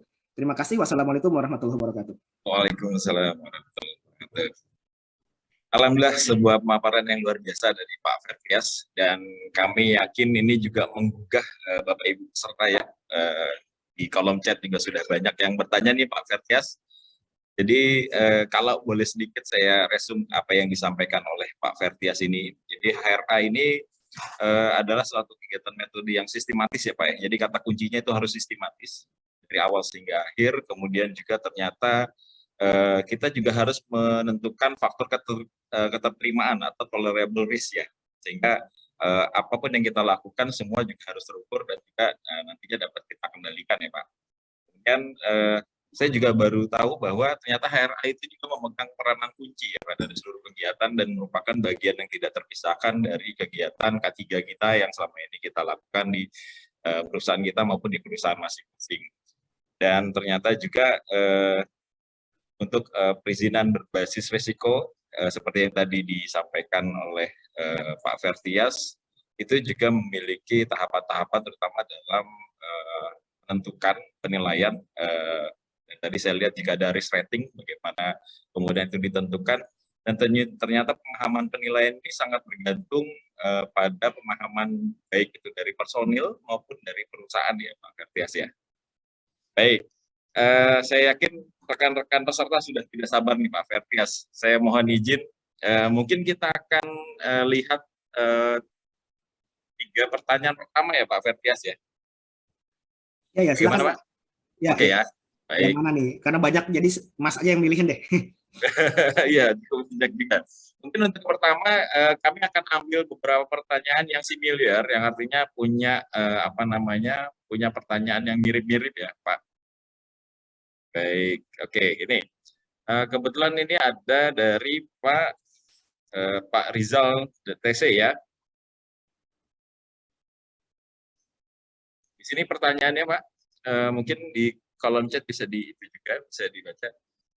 Pasal 86 dan pasal 87 dalam Undang-Undang 13 2003 ini apakah tidak termasuk pasal yang direvisi dalam Undang-Undang 11 tahun 2020? Itu ya pertanyaan pertama Pak, itu dari Pak Rizal. Kemudian juga ini terkait bagaimana penilaian untuk resiko, itu dari Pak Irfan Hati dari Hilkon Jaya Sakti dan Ibu Noviana Nita dari PT Pusri Pak. Pertanyaannya adalah bagaimana melakukan penilaian resiko di pertambangan untuk lebih idealnya menggunakan penilaian kualitatif, semi kuantitatif dan kualitatif. Atau kuantitatif ya terakhir ya. Jadi kualitatif, semi kuantitatif atau kuantitatif itu yang ditanyakan oleh Pak Irfan Hati Mulya, kemudian dari PT Pusri Ibu Novianita. Bagaimana cara menghitung OEL? OEL ini mungkin Occupational Exposure Limit ya yang dimaksud ya, OEL. Penilaian resiko dalam pembuatan HRA. Mungkin kita kunci itu dulu Pak Fertias. Bisa dibantu dijawab Pak. Baik, yang pertama pertanyaan dari Pak Rizal ya. Betul Pak. Dengan pasal 86 dan 87 apakah termasuk bagian dari yang direvisi dalam Undang-Undang Cipta Kerja? Alhamdulillah nggak masuk Mas Pak Rizal. Jadi memang K3 kelihatannya nggak dijadikan sebagai isu yang memberatkan investasi ya. Jadi seperti yang tadi disampaikan, mungkin Undang-Undang Cipta Kerja itu kan maunya memberikan kemudahan ya dalam melakukan investasi, sehingga dibuatlah undang-undang besar untuk memangkas beberapa aturan-aturan perundang-undangan tentunya yang dianggap menghambat investasi. Jadi kita harus berbangga hati bahwa ternyata pasal 86 dan 87 itu tidak termasuk bagian yang memberikan nilai menghambat investasi sehingga tidak dilakukan revisi. Ya, itu kabar baiknya ya.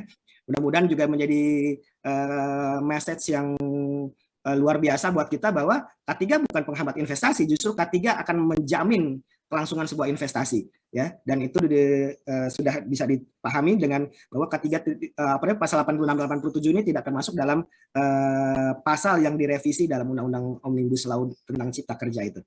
Itu mungkin yang pertama ya. Yang kedua dari Pak Irfan ya ini ya. Pak Irfan Hati, Pak. Betul. Irfan Hati Mulia. Ini PT-nya mungkin ya. PT-nya Hilkon Jaya, Pak. Oh, Hilkon. Oke. PT Pak Irfan Hati Mulia.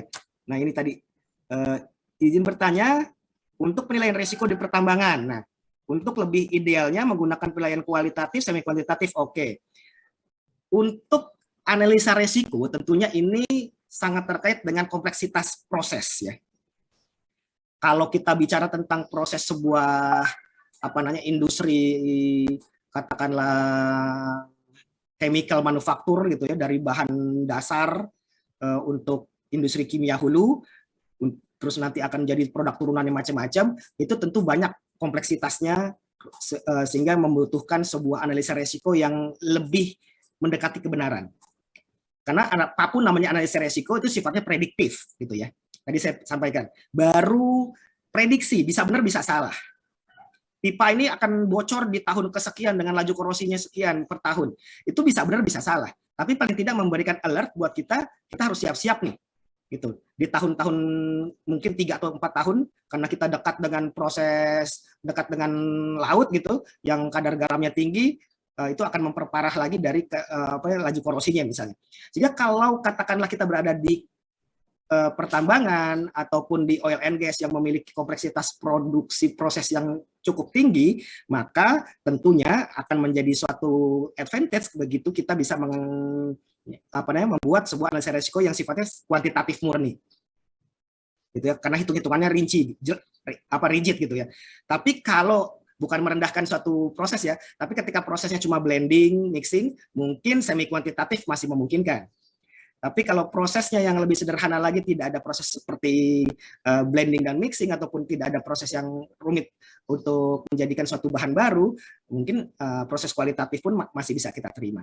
Jadi lagi-lagi saya tidak bisa memberikan satu hal yang harus ini, harus itu, karena di dalam undang-undang pun nggak ada keharusan itu.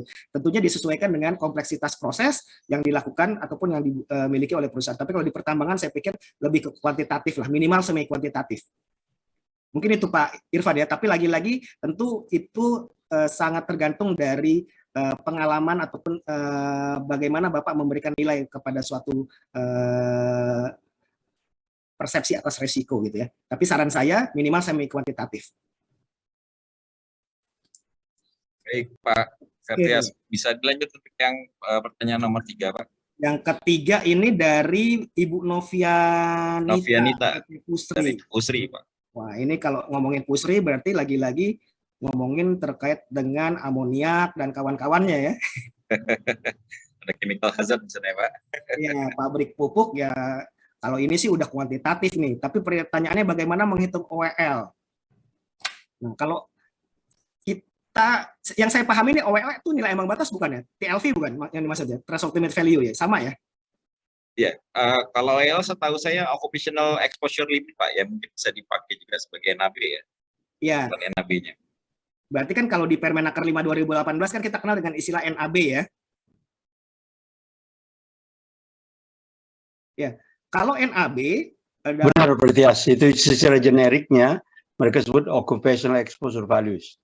Jadi kalau di 518 itu NAB. Oh siap, Prof. Terima kasih arahannya. Langsung Prof Tan memberikan Selamat datang Prof Tan. Tadi saya udah intimitif, udah masuk ke dalam ini juga ya, Prof. Terima kasih, Prof. Ya, karena ada beberapa istilah untuk terminologi tentang OEL ini ya. Apakah nanti kayak di OSA itu dia sebutnya sebagai PEL, Permissive Exposure Limit gitu ya. Dan itu berlakunya mandatori misalnya di Amerika, dibandingkan yang kita justru rujuk terkait misalnya NAB itu jujur saya sampaikan kita lebih banyak merujuk kepada TLV dari SCGIH misalnya yang sifatnya justru rekomendasi di Amerika. Oleh karenanya kita tidak permasalahkan kenapa Indonesia mengambil nilai ambang batas, karena nanti ada Prof. Tan mungkin yang paling ahli sebagai ketua komite NAB di Indonesia, walaupun sudah agak jarang bertemu menurut beliau gitu ya. Tapi paling tidak ini kita mengambil dari angka-angka yang tentunya kalau Indonesia itu sifatnya kebanyakan memang adopsi ya. Ketika kita menentukan nilai ambang batas itu dalam 8 jam atau TWA misalnya, dalam 8 jam sehari ataupun 40 jam seminggu, itu kita kenal sebagai nilai ambang batas rata-rata atau TLV TWA ya, threshold limit value time weight average. Berarti apabila dia dalam angka misalnya aseton di sana dinyatakan 200 ppm, atau amoniak saya lupa berapa ya, sekitar nanti saya coba cari ya. Nah, katakanlah itu yang ditetapkan, menghitung dalam konsentrasi alat misalnya yang nanti terbaca, katakanlah dia di bawah ataupun di atas dari NAB TWA.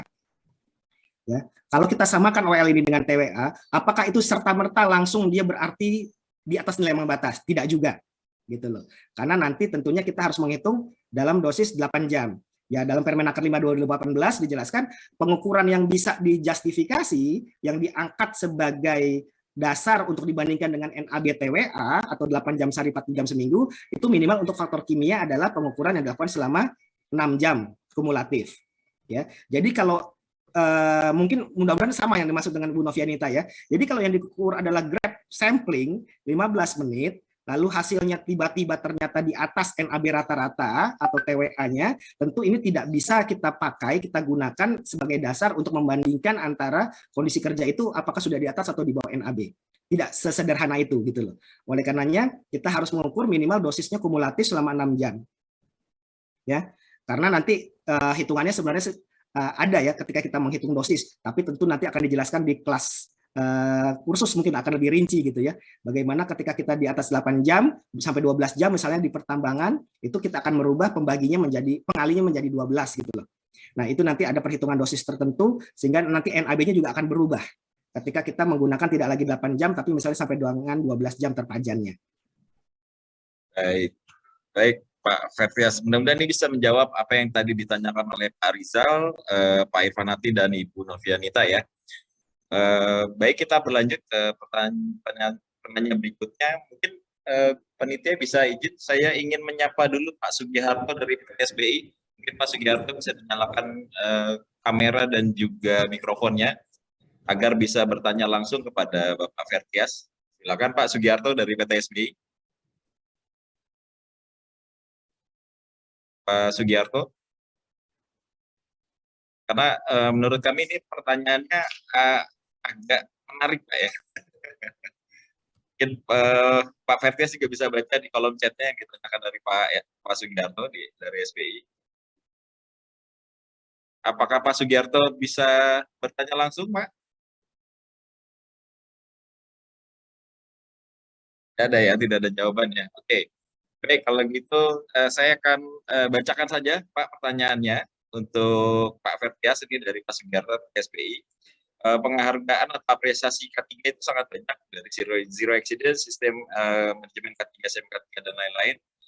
Di lingkungan kerja ada penghargaan, mungkin di lingkungan ya, nggak ada lingkungan kerja, terkait dengan penghargaan proper, dan ini menjadi kebanggaan perusahaan. Di dunia industrial hygiene, endingnya hanya surat Pak.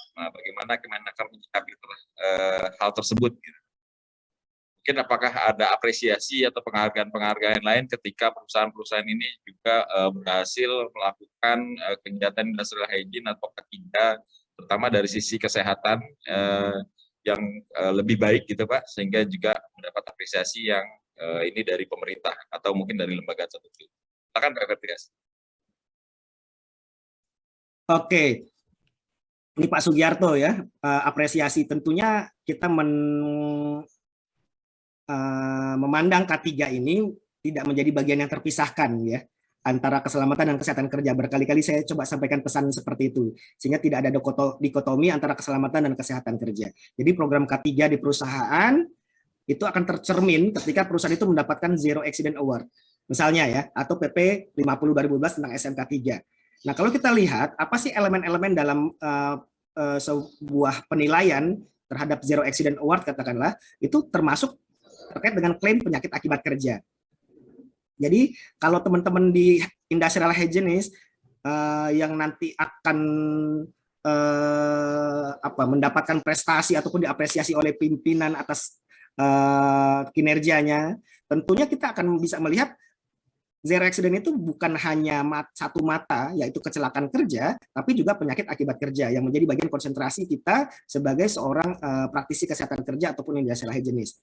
Jadi itu pesan yang pertama yang coba saya sampaikan Pak Sugiarto. Jadi kalau ada Zero Accident Award, itu sudah bermakna sebagai bagian dari program K3 secara keseluruhan, yang bermakna bukan hanya keselamatan saja, pencegahan kecelakaan, tapi juga pencegahan terhadap penyakit akibat kerja. Ya, walaupun ini menjadi menarik ya, begitu kita dapat data-data terbaru gitu ya, ternyata penyakit akibat kerja juga luar biasa sebenarnya sudah terdata, apalagi setelah masa pandemi COVID-19 ini juga banyak yang kemarin sudah kita dapatkan rilis dari rekan-rekan di BPJS ataupun dari data wajib lapor ketenagakerjaan yang diolah oleh Kementerian Ketenagakerjaan. Namun ketika data kecelakaan kerja itu besar, tapi yang menarik dari data WLKP kita dari 700 ribuan perusahaan yang terdaftar, ternyata 0 penyakit akibat kerjanya. Nah, mungkin nanti Prof. Tan juga akan akan berkompeten sekali untuk bicara terkait ini, karena di WLKP kita tuh data penyakit akibat kerja kita tuh 0. Tapi kalau data kecelakaan kerja di WLKP, di wajib lapor ketenagakerjaan online itu sudah luar biasa angka tingginya. Dan ketika kita coba komparasi dengan data BPJS, ini menjadi suatu hal yang menarik lagi untuk dibicarakan karena justru jumlahnya sangat signifikan gitu ya.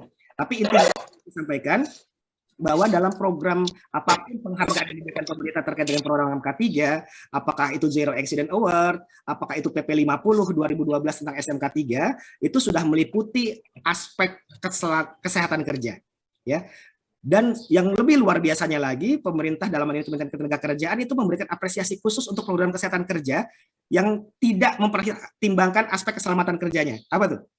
Untuk perusahaan-perusahaan yang mendapatkan penghargaan sebagai program penanggulangan P2 HIV di tempat kerja. Itu murni tentang pencegahan penyakit ataupun P2 HIV AIDS di tempat kerja. Terus yang kedua, 2 tahun ini pemerintah Indonesia melalui Kementerian Ketenagakerjaan juga memberikan apresiasi kepada perusahaan-perusahaan yang berhasil dianggap membangun sebuah sistem untuk menanggulangi penyebaran COVID-19 di tempat kerja dengan memberikan penghargaan yang sama juga. Jadi buat teman-teman yang di industrial hygienist atau praktisi kesehatan kerja, justru teman-teman mendapatkan penghargaan yang lebih dibandingkan keselamatan kerja, karena ada 2 penghargaan spesifik di dunia kesehatan kerja yang diberikan oleh Menteri Tenaga Kerja setiap tahunnya. Ya, jadi endingnya bukan di surket. Kalau surket itu semuanya membuat itu peralatan kerja, kren, boiler, pesawat tenaga, angkat dan angkut, semuanya perlu surket untuk memastikan bahwa peralatan, bahan, lingkungan yang digunakan yang dioperasikan itu dalam kondisi yang layak dioperasikan atau layak aman digunakan gitu loh. Itu bukan ending. Surket itu hanya bagian dari proses untuk mencapai tujuan pencegahan kecelakaan kerja dan penyakit akibat kerja. Mungkin itu jawaban kami, Pak Ruli. Baik, terima kasih Pak Fertias. Mudah-mudahan ini bisa menjawab pertanyaan dari Pak ini ya tadi ya, siapa tadi? Pak Sugiarto ya. Oke, saya ingin menyapa Pak Dipta. Kebetulan ada beberapa pertanyaan yang juga mirip-mirip. Jadi Pak Dipta ini bertanya terkait dengan PP 50 tahun 2012. Apakah Pak Dipta bisa menyalakan kamera dan mikrofonnya, Pak? Agar bisa bertanya langsung dengan Pak Fertias. Nah, kebetulan pertanyaan Pak Dipta ini juga hampir mirip dengan yang ditanyakan Pak Mu Amanatur ya.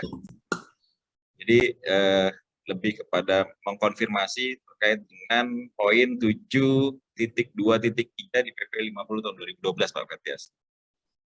Pak Dipta apa bisa ini Pak? Teman-teman panitia? Nggak ada ya? Oke. Kalau gitu saya bacakan kembali.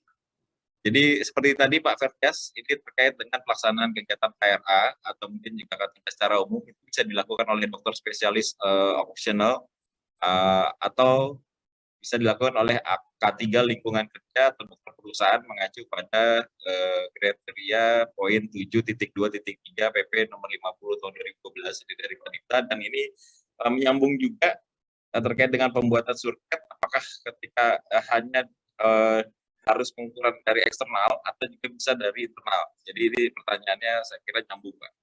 Baik, silakan Pak Fertias. Oke, terima kasih Pak Dipta. Ini apakah HRA hanya bisa dilakukan oleh dokter spesialis okupasi kerja? Okupasi.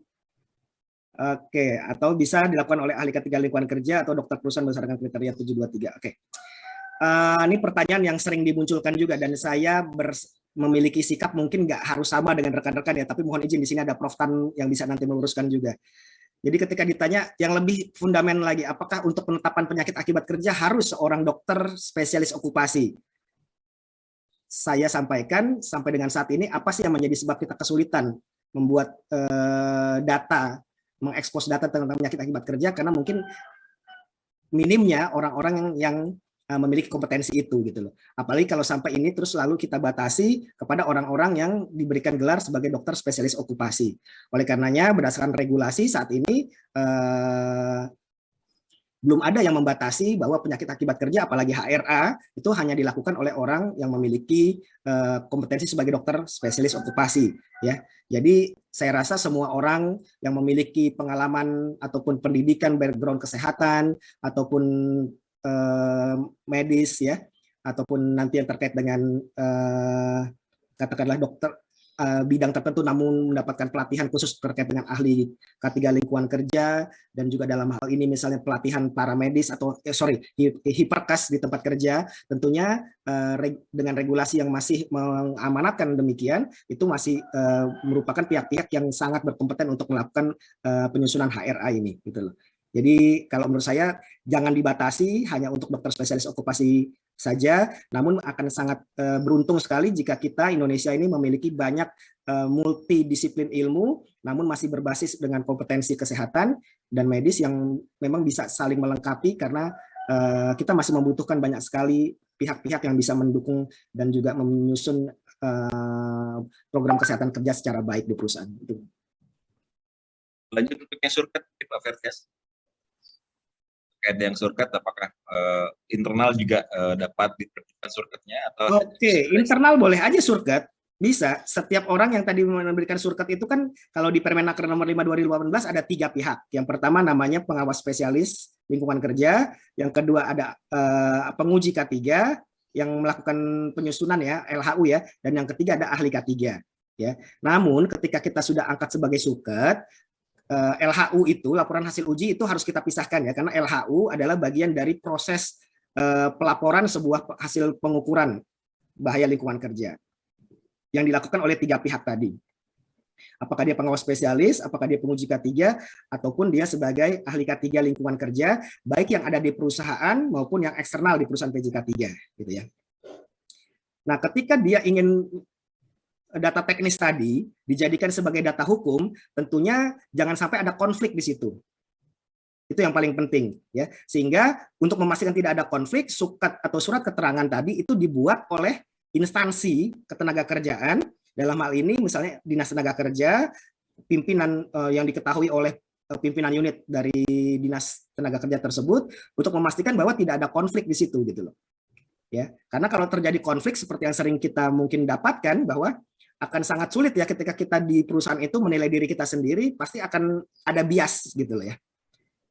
Apalagi itu menjadi suatu pemandangan yang biasa gitu loh. Saya sering mengilustrasikan bahwa apakah mungkin seorang Fertias mengatakan bahwa saya adalah orang paling ganteng sedunia. Ya mungkin-mungkin aja, tapi itu namanya sukatnya saya yang buat, LHU-nya saya yang buat. Boleh nggak? Ada kepentingan nggak saya seperti itu? Iyalah. Parameternya saya yang ngukur, saya pastikan saya paling ganteng sedunia. Tapi kan Mbak Tulus langsung ketawa gitu loh. Jadi nggak bisa tulus lagi gitu loh. Kenapa? Kan parameter orang ganteng kan ada ukuran-ukurannya, kriteria-kriterianya di PP 50 juga ada. NAB-nya juga ada gitu loh. SNI-nya juga ada untuk mengatakan bahwa cara ngukurnya begini gitu loh. Jadi kalau mau saya klaim sebagai orang paling ganteng sedunia, ya bisa-bisa saja tuh namanya saya yang buat LHU, saya juga yang membuat suketnya. Tapi ketika mau pengakuan itu valid, saya rasa jangan dari diri saya sendiri, tapi paling tidak dari pihak ketiga yang tidak punya kepentingan terhadap saya gitu loh. Kalau dari istri saya misalnya, mungkin itu juga nggak valid, karena di awal bulan saya orang paling ganteng. Tapi di akhir bulan saya udah nggak ada enak-enaknya lagi menurut pandangan saya. Oleh karenanya paling tidak ketika saya ingin mendapatkan pelayanan valid, bahwa saya lah orang paling ganteng sedunia, paling tidak pengukuran itu ataupun validasi itu muncul dari pihak ketiga yang tidak punya kepentingan finansial, yaitu minimal istri tetangga gitu ya. Ruli, Baik, ya gimana Prof? Silakan Prof. saya kira yang ditanyakan itu bagaimana sebenarnya kita di Indonesia melakukannya sekarang ya. Kita di Indonesia tuh melakukannya. Yang pertama itu mengikuti apa yang diberi petunjuk oleh Pak Fertias tadi, tanggung jawab daripada manajemen kan. Jadi biasa inisiatif pertama itu memang dari pihak manajemen setelah banyak pertimbangan itu untuk melakukan HRA itu.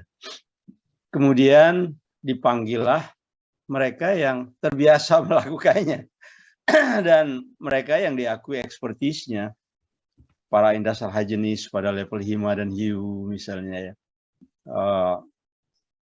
Melakukannya menggandeng laboratorium-laboratorium yang accredited ya.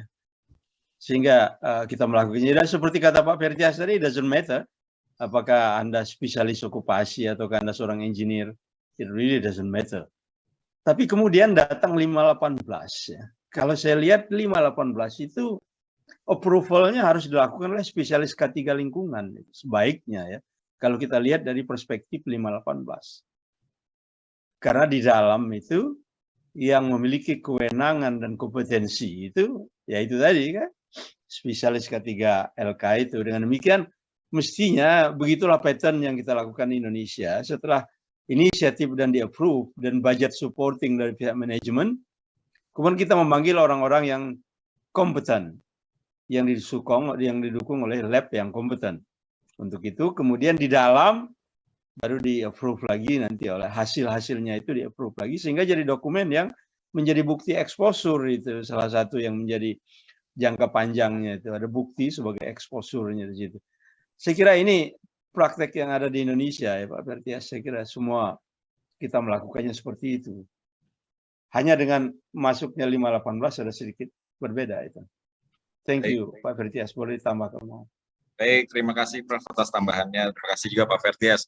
Kebetulan kita di chat ada yang raise hand dan sepertinya ingin bertanya langsung. Kasih kesempatan ya Pak Fertias ya, satu lagi ya Pak. Ya silakan. Dari Pak Bondi Sinaga dari Premier Oil ya. Oke, Pak Bondi bisa diaktifkan kamera dan mikrofonnya Pak? Yang jelas tadi saya respon Ya, dulu. selamat pagi. Ya, silakan langsung Selamat Pak. pagi Pak. Ya silakan. Selamat pagi Pak. Silakan Iya. Pak pertanyaannya. Selamat Pak. pagi Prof. Selamat pagi Prof Tan Malaka. Selamat pagi ya Bapak Muhammad Fertias. Iya, tadi dari penjelasan tadi, this is coming to my concern karena katanya membuat sebuah penilaian risiko itu tergantung organisasi masing-masing. Bagaimana organisasi ini bisa berlangsung. Dan ini bisa menjadi sangat subjektif. Tapi tadi setelah aku ikutin penjelasan-penjelasannya, ternyata memang punya parameter. Ya, kalau saya bilang saya ganteng, ya hanya seseorang yang bicara. Nah, ini menjadi sebuah konflik internal sepertinya ketika tidak memiliki standar untuk semua perusahaan, katakanlah nasional misalnya. Sehingga ini akan memunculkan konflik. Kok di kami ini likelihood kali severity-nya nggak segitu kok, lalu akan semua seperti itu. Lalu apakah kita memang punya hak untuk mempatenkan bahwa ini adalah internal based on our risk analysis in our company, seperti itu?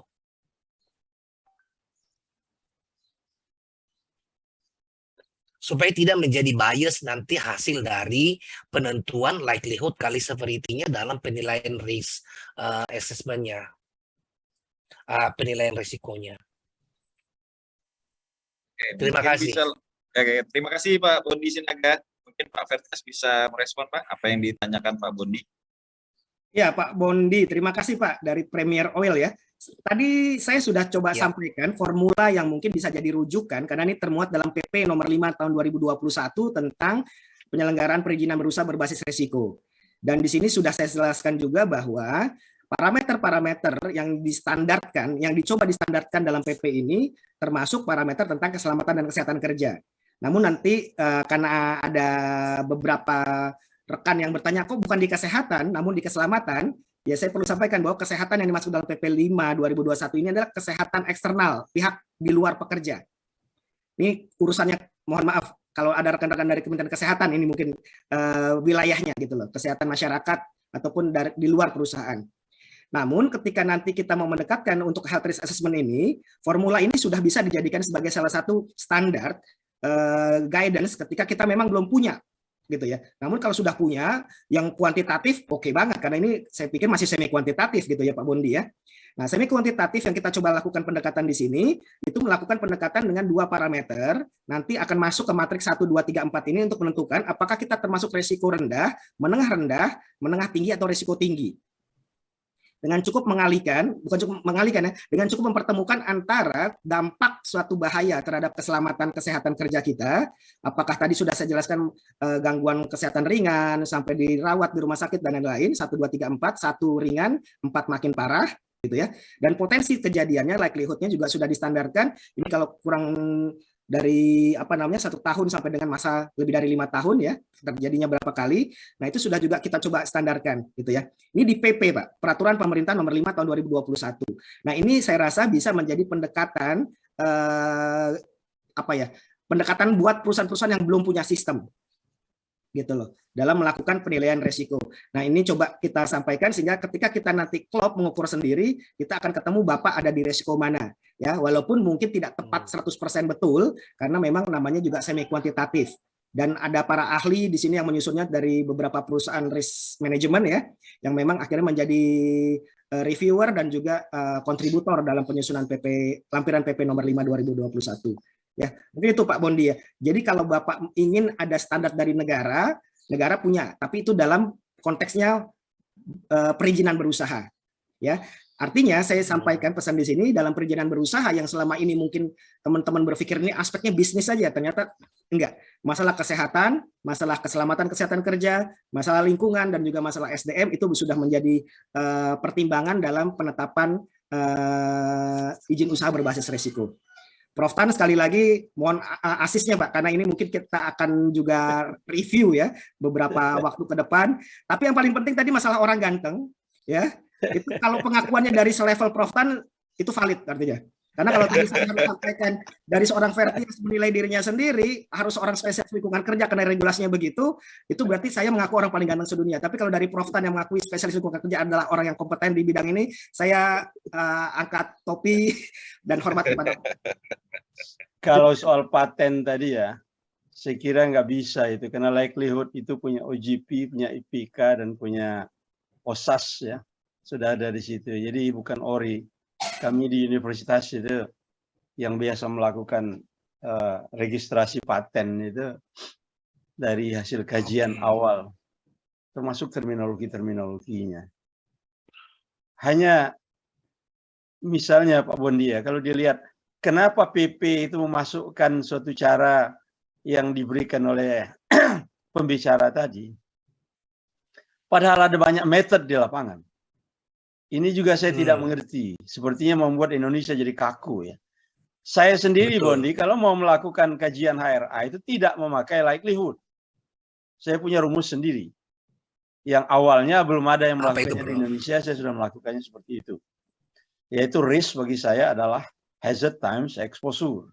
Saya tidak memakai likelihood, tapi mengukur langsung exposure-nya dan mengalihkannya. Dan dengan demikian tidak ada kawan-kawan dari safety lebih memilih yang likelihood.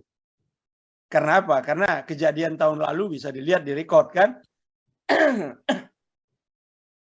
Nah, tetapi ya barang sudah jadi PP, barangkali bagi saya bagus juga untuk dilihat. Itu sebetulnya yang gambar yang ada di PP itu sumbernya dari OGP dan IPK. Itu referensinya yang ada di situ. Kalau menurut hemat saya, tidak harus begitu. Kita melakukannya di lapangan. Sepakat, Prof. Tidak harus begitu kita melakukannya di lapangan, bukan satu metode. Selama metode itu valid dan bisa dipertanggungjawabkan. Misalnya AAS ini contohnya. AAS melakukan HRA di banyak tempat. apa itu PGN, apa itu Donggi Senoro misalnya yang terakhir, apa itu di Husky Sinok ya, saya kira Ruli ya, apa itu di Adaro yang besar seperti itu ya, dia tidak menggunakan likelihood itu, dia menggunakan risk sama dengan hazard times exposure yang ada juga dasarnya dari oil and gas. Karena itu ini saya mohon maaf karena ini forum yang bebas. Menurut hemat saya, apa yang dikemukakan oleh Bondi itu tepat, bahwa ya gak harus pakai gambar itu kalau kita melakukannya. Bisa juga kita menempuh cara lain. Tapi Pak Fertias sudah mengakui bahwa kalau ini kalau kita nggak punya, lebih baik gunakan yang ini. Saya setuju itu ya. Kalau kita nggak punya, company yang nggak punya, gunakan yang ini. Disediakan oleh regulasi. Tapi saya menolak untuk dibuat jadi terlalu kaku yang harus menggunakan seperti itu. Begitu juga misalnya di 518 menggunakan referensi 518 untuk psikososial, sehingga kita bisa mendiagnosis orang stres dengan itu. Ya saya pikir ada jalan lain, ada cara lain yang bisa kita tempuh. Saya kira Bondi pertanyaannya bagus dan menggugah kita untuk berpikir ke depan itu. Thank you, Ruli. Baik, Thank terima you, kasih Prof. Prof. Terima kasih juga Pak Bondi Sinaga. Terima kasih Pak Fertias. Terima kasih Pak Kita Ruli. masih ada waktu 9 menit ya, sampai 11.15 Pak Fertias. Kalau boleh dari yang terakhir kita diskusikan terkait PP berapa tadi? Memang kehadiran kami dari sisi AS, dari sisi laboratorium juga memang bisa membantu ya Pak ya, Pak Fertias ya. Oke, baik, kita akan berlanjut ke penanya berikutnya. Kita masih ada waktu 8 menit lagi. Ini dari Pak Adi Wibowo ya. Pak sebentar. Namanya bisa diklik. Pak Adi Wibowo ya. Pak Adi Wibowo mungkin bisa bertanya langsung Pak. Kita masih ada waktu 8 menit. Bisa menyalakan kamera dan mikrofonnya. Iya, Pak. Oke, silakan Pak Adi. Ya, terima kasih Pak Ruli. Jadi untuk Pak Firtias, jadi tadi kan disebutkan bahwa ACGIH itu sebenarnya adalah referensi yang dipakai untuk penentuan nilai ambang batas.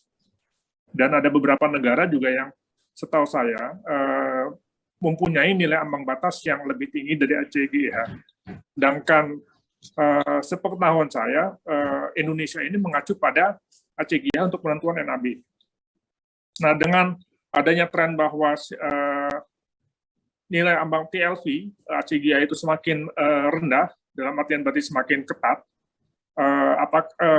apakah ada mungkin ada dari sisi pemerintah bagaimana penentuan nilai ambang batas itu sendiri, apakah mungkin tidak mengacu pada ACGIH jika dikaitkan dengan investasi gitu, karena dari sisi industri bisa jadi kalau misalnya melihat nilai ambang batasnya sangat rendah, itu bisa menjadi suatu burden bagi industri untuk menentukan atau melakukan pengendalian begitu. Terima kasih Pak. Oke, silakan Pak Fertias. Baik, terima kasih Pak Adi Wibowo. Ini pertanyaan yang memang sangat banyak ya disampaikan ya, bahwa kita kok mengangkat sebuah standar yang voluntary di sebuah negara sebagai standar yang mandatori. Mungkin seperti yang tadi Prof. Tan sampaikan dan Pak Bondi juga sudah singgung gitu ya. Kadangkala memang negara ini sering salah ketika dia melakukan pekerjaannya, dan juga sering disalahkan ketika tidak melakukan pekerjaannya gitu. Tapi menurut kami, saya pribadi, lebih baik saya salah ketika melakukan pekerjaan daripada saya salah ketika tidak melakukan pekerjaan itu gitu. Artinya apa yang ingin saya sampaikan? Ketika standar tidak kita buat, orang-orang akan memaki-maki, akan mengatakan bahwa kita tidak bekerja gitu. Ya, artinya banyak sekali guidance yang perlu ditetapkan. Walaupun saya sepakat juga dengan Prof. Tan tadi sampaikan, kadang-kadang ngapain negara harus intervensi sampai urusan yang paling kecil gitu loh. Ya, Oleh karenanya ada beberapa hal yang memang menjadi bagian dari proses pentahapan sebuah peraturan perundangan dalam hierarkinya, tentunya yang bisa menjadi pembelajaran gitu bagi kita ketika mau menetapkan sebagai produk regulasi. Nah, prinsipnya ketika NAB misalnya ataupun ketika PP 5 2021 bicara tentang ini baik digunakan ketika kita memang belum punya standar, seperti yang bisa sampaikan. Ketika kita tidak punya, baru membangun sistem, ini bisa jadi acuan. Namun jika perusahaan Pak Bondi sudah punya sistem yang lebih baik, seperti disampaikan tadi tidak perlu pakai likelihood tapi pakai durasi ataupun exposure time-nya, silakan. Itu tentunya menjadi bagian dari advantage yang bisa kita maknai sebagai maturity level dari perusahaan kita sendiri gitu. Nah, terkait dengan nilai ambang batas, memang kita masih banyak sifatnya adopsi.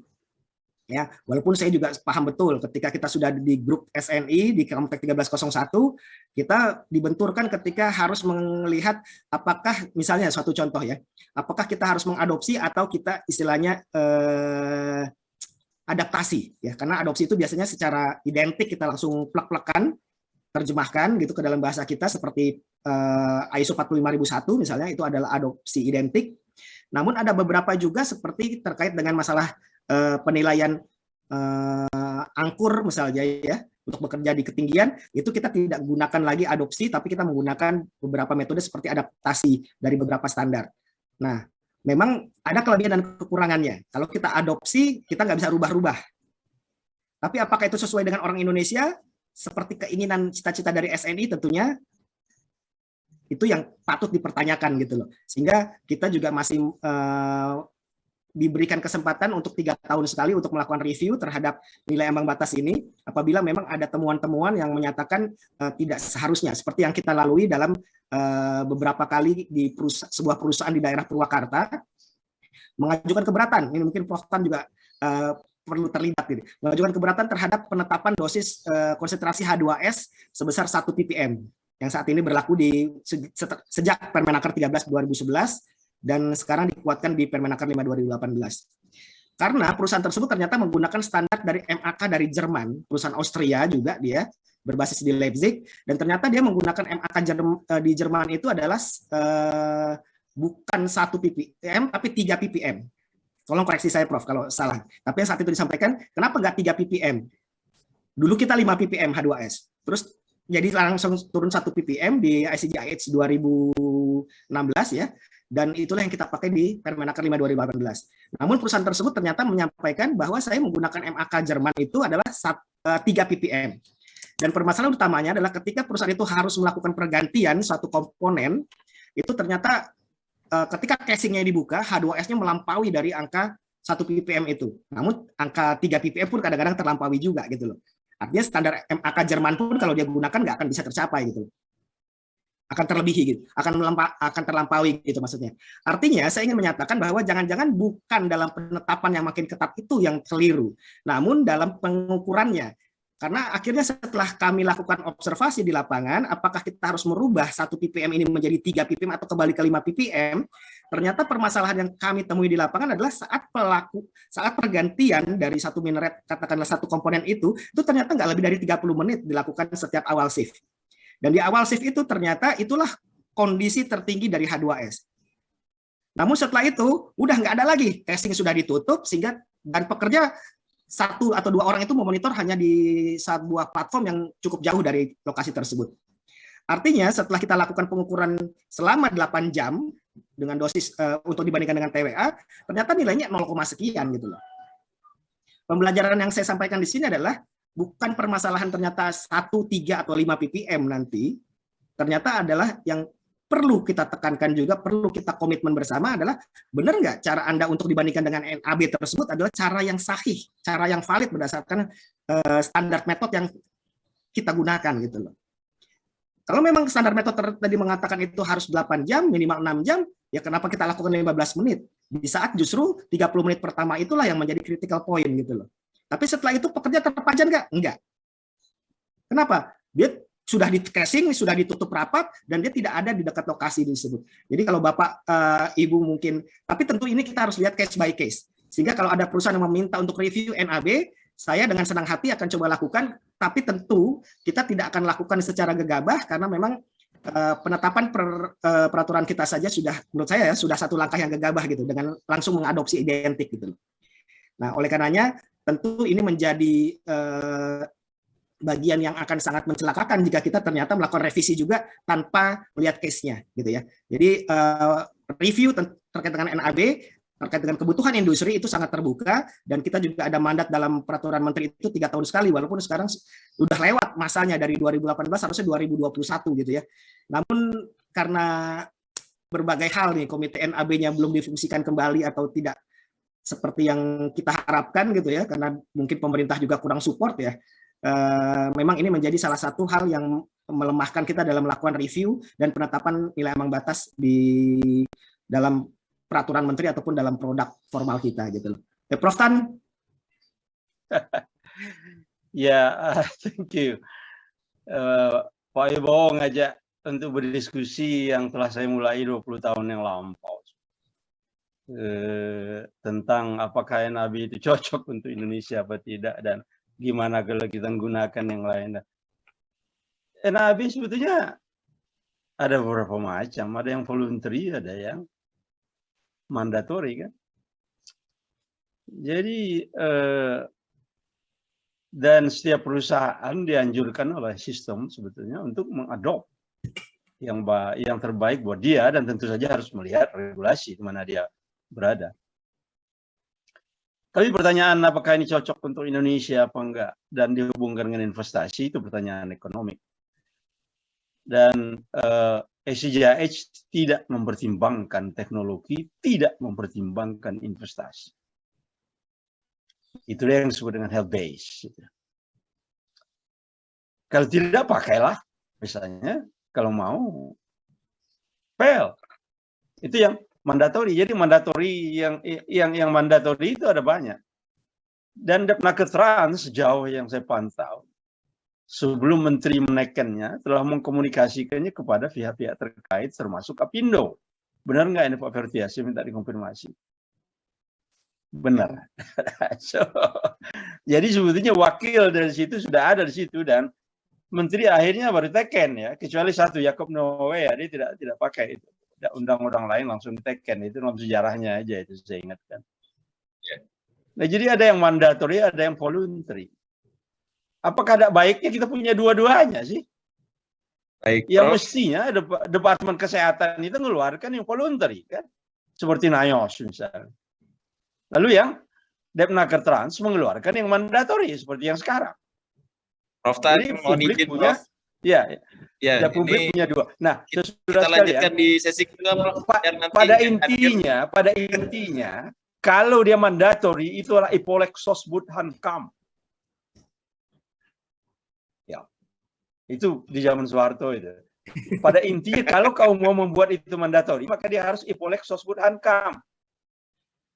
Tetapi ini dibuat mandatori, sudah diteken setelah dikomunikasikan ini sehingga kita bisa melihatnya sebagai suatu historical. Thank you. Oke, thank you, saya Bro. bisa 2 hari, wong saya ketuanya. Saya bisa bicara 2 hari tentang itu. Oke, terima kasih banyak Prof. Terima kasih Pak Adi Wibowo, terima kasih Pak Fertias. Mohon maaf untuk sesi pertama kita cukupkan sampai dengan 11.18 ini karena juga sudah lewat dari schedule. Mohon maaf. Saya minta kata penutup dari Pak Fertias terlebih dahulu, Pak. Silakan, Pak. Baik, Pak Ruli, Prof Tan yang luar biasa ya. Jarang-jarang bisa langsung beraudiensi dengan beliau ini, kalau nggak di webinar yang difasilitasi AS ini. Bapak dan Ibu para peserta webinar yang luar biasa juga. Jadi pada prinsipnya HRA sudah dimandatkan dalam beberapa peraturan perundangan. Ya, jadi ketika kita ada kegalauan untuk membuat sebuah, apakah ini suatu hal yang wajib? Tentu saya bisa katakan ini hal yang wajib. Tentunya dengan adanya kewajiban ini,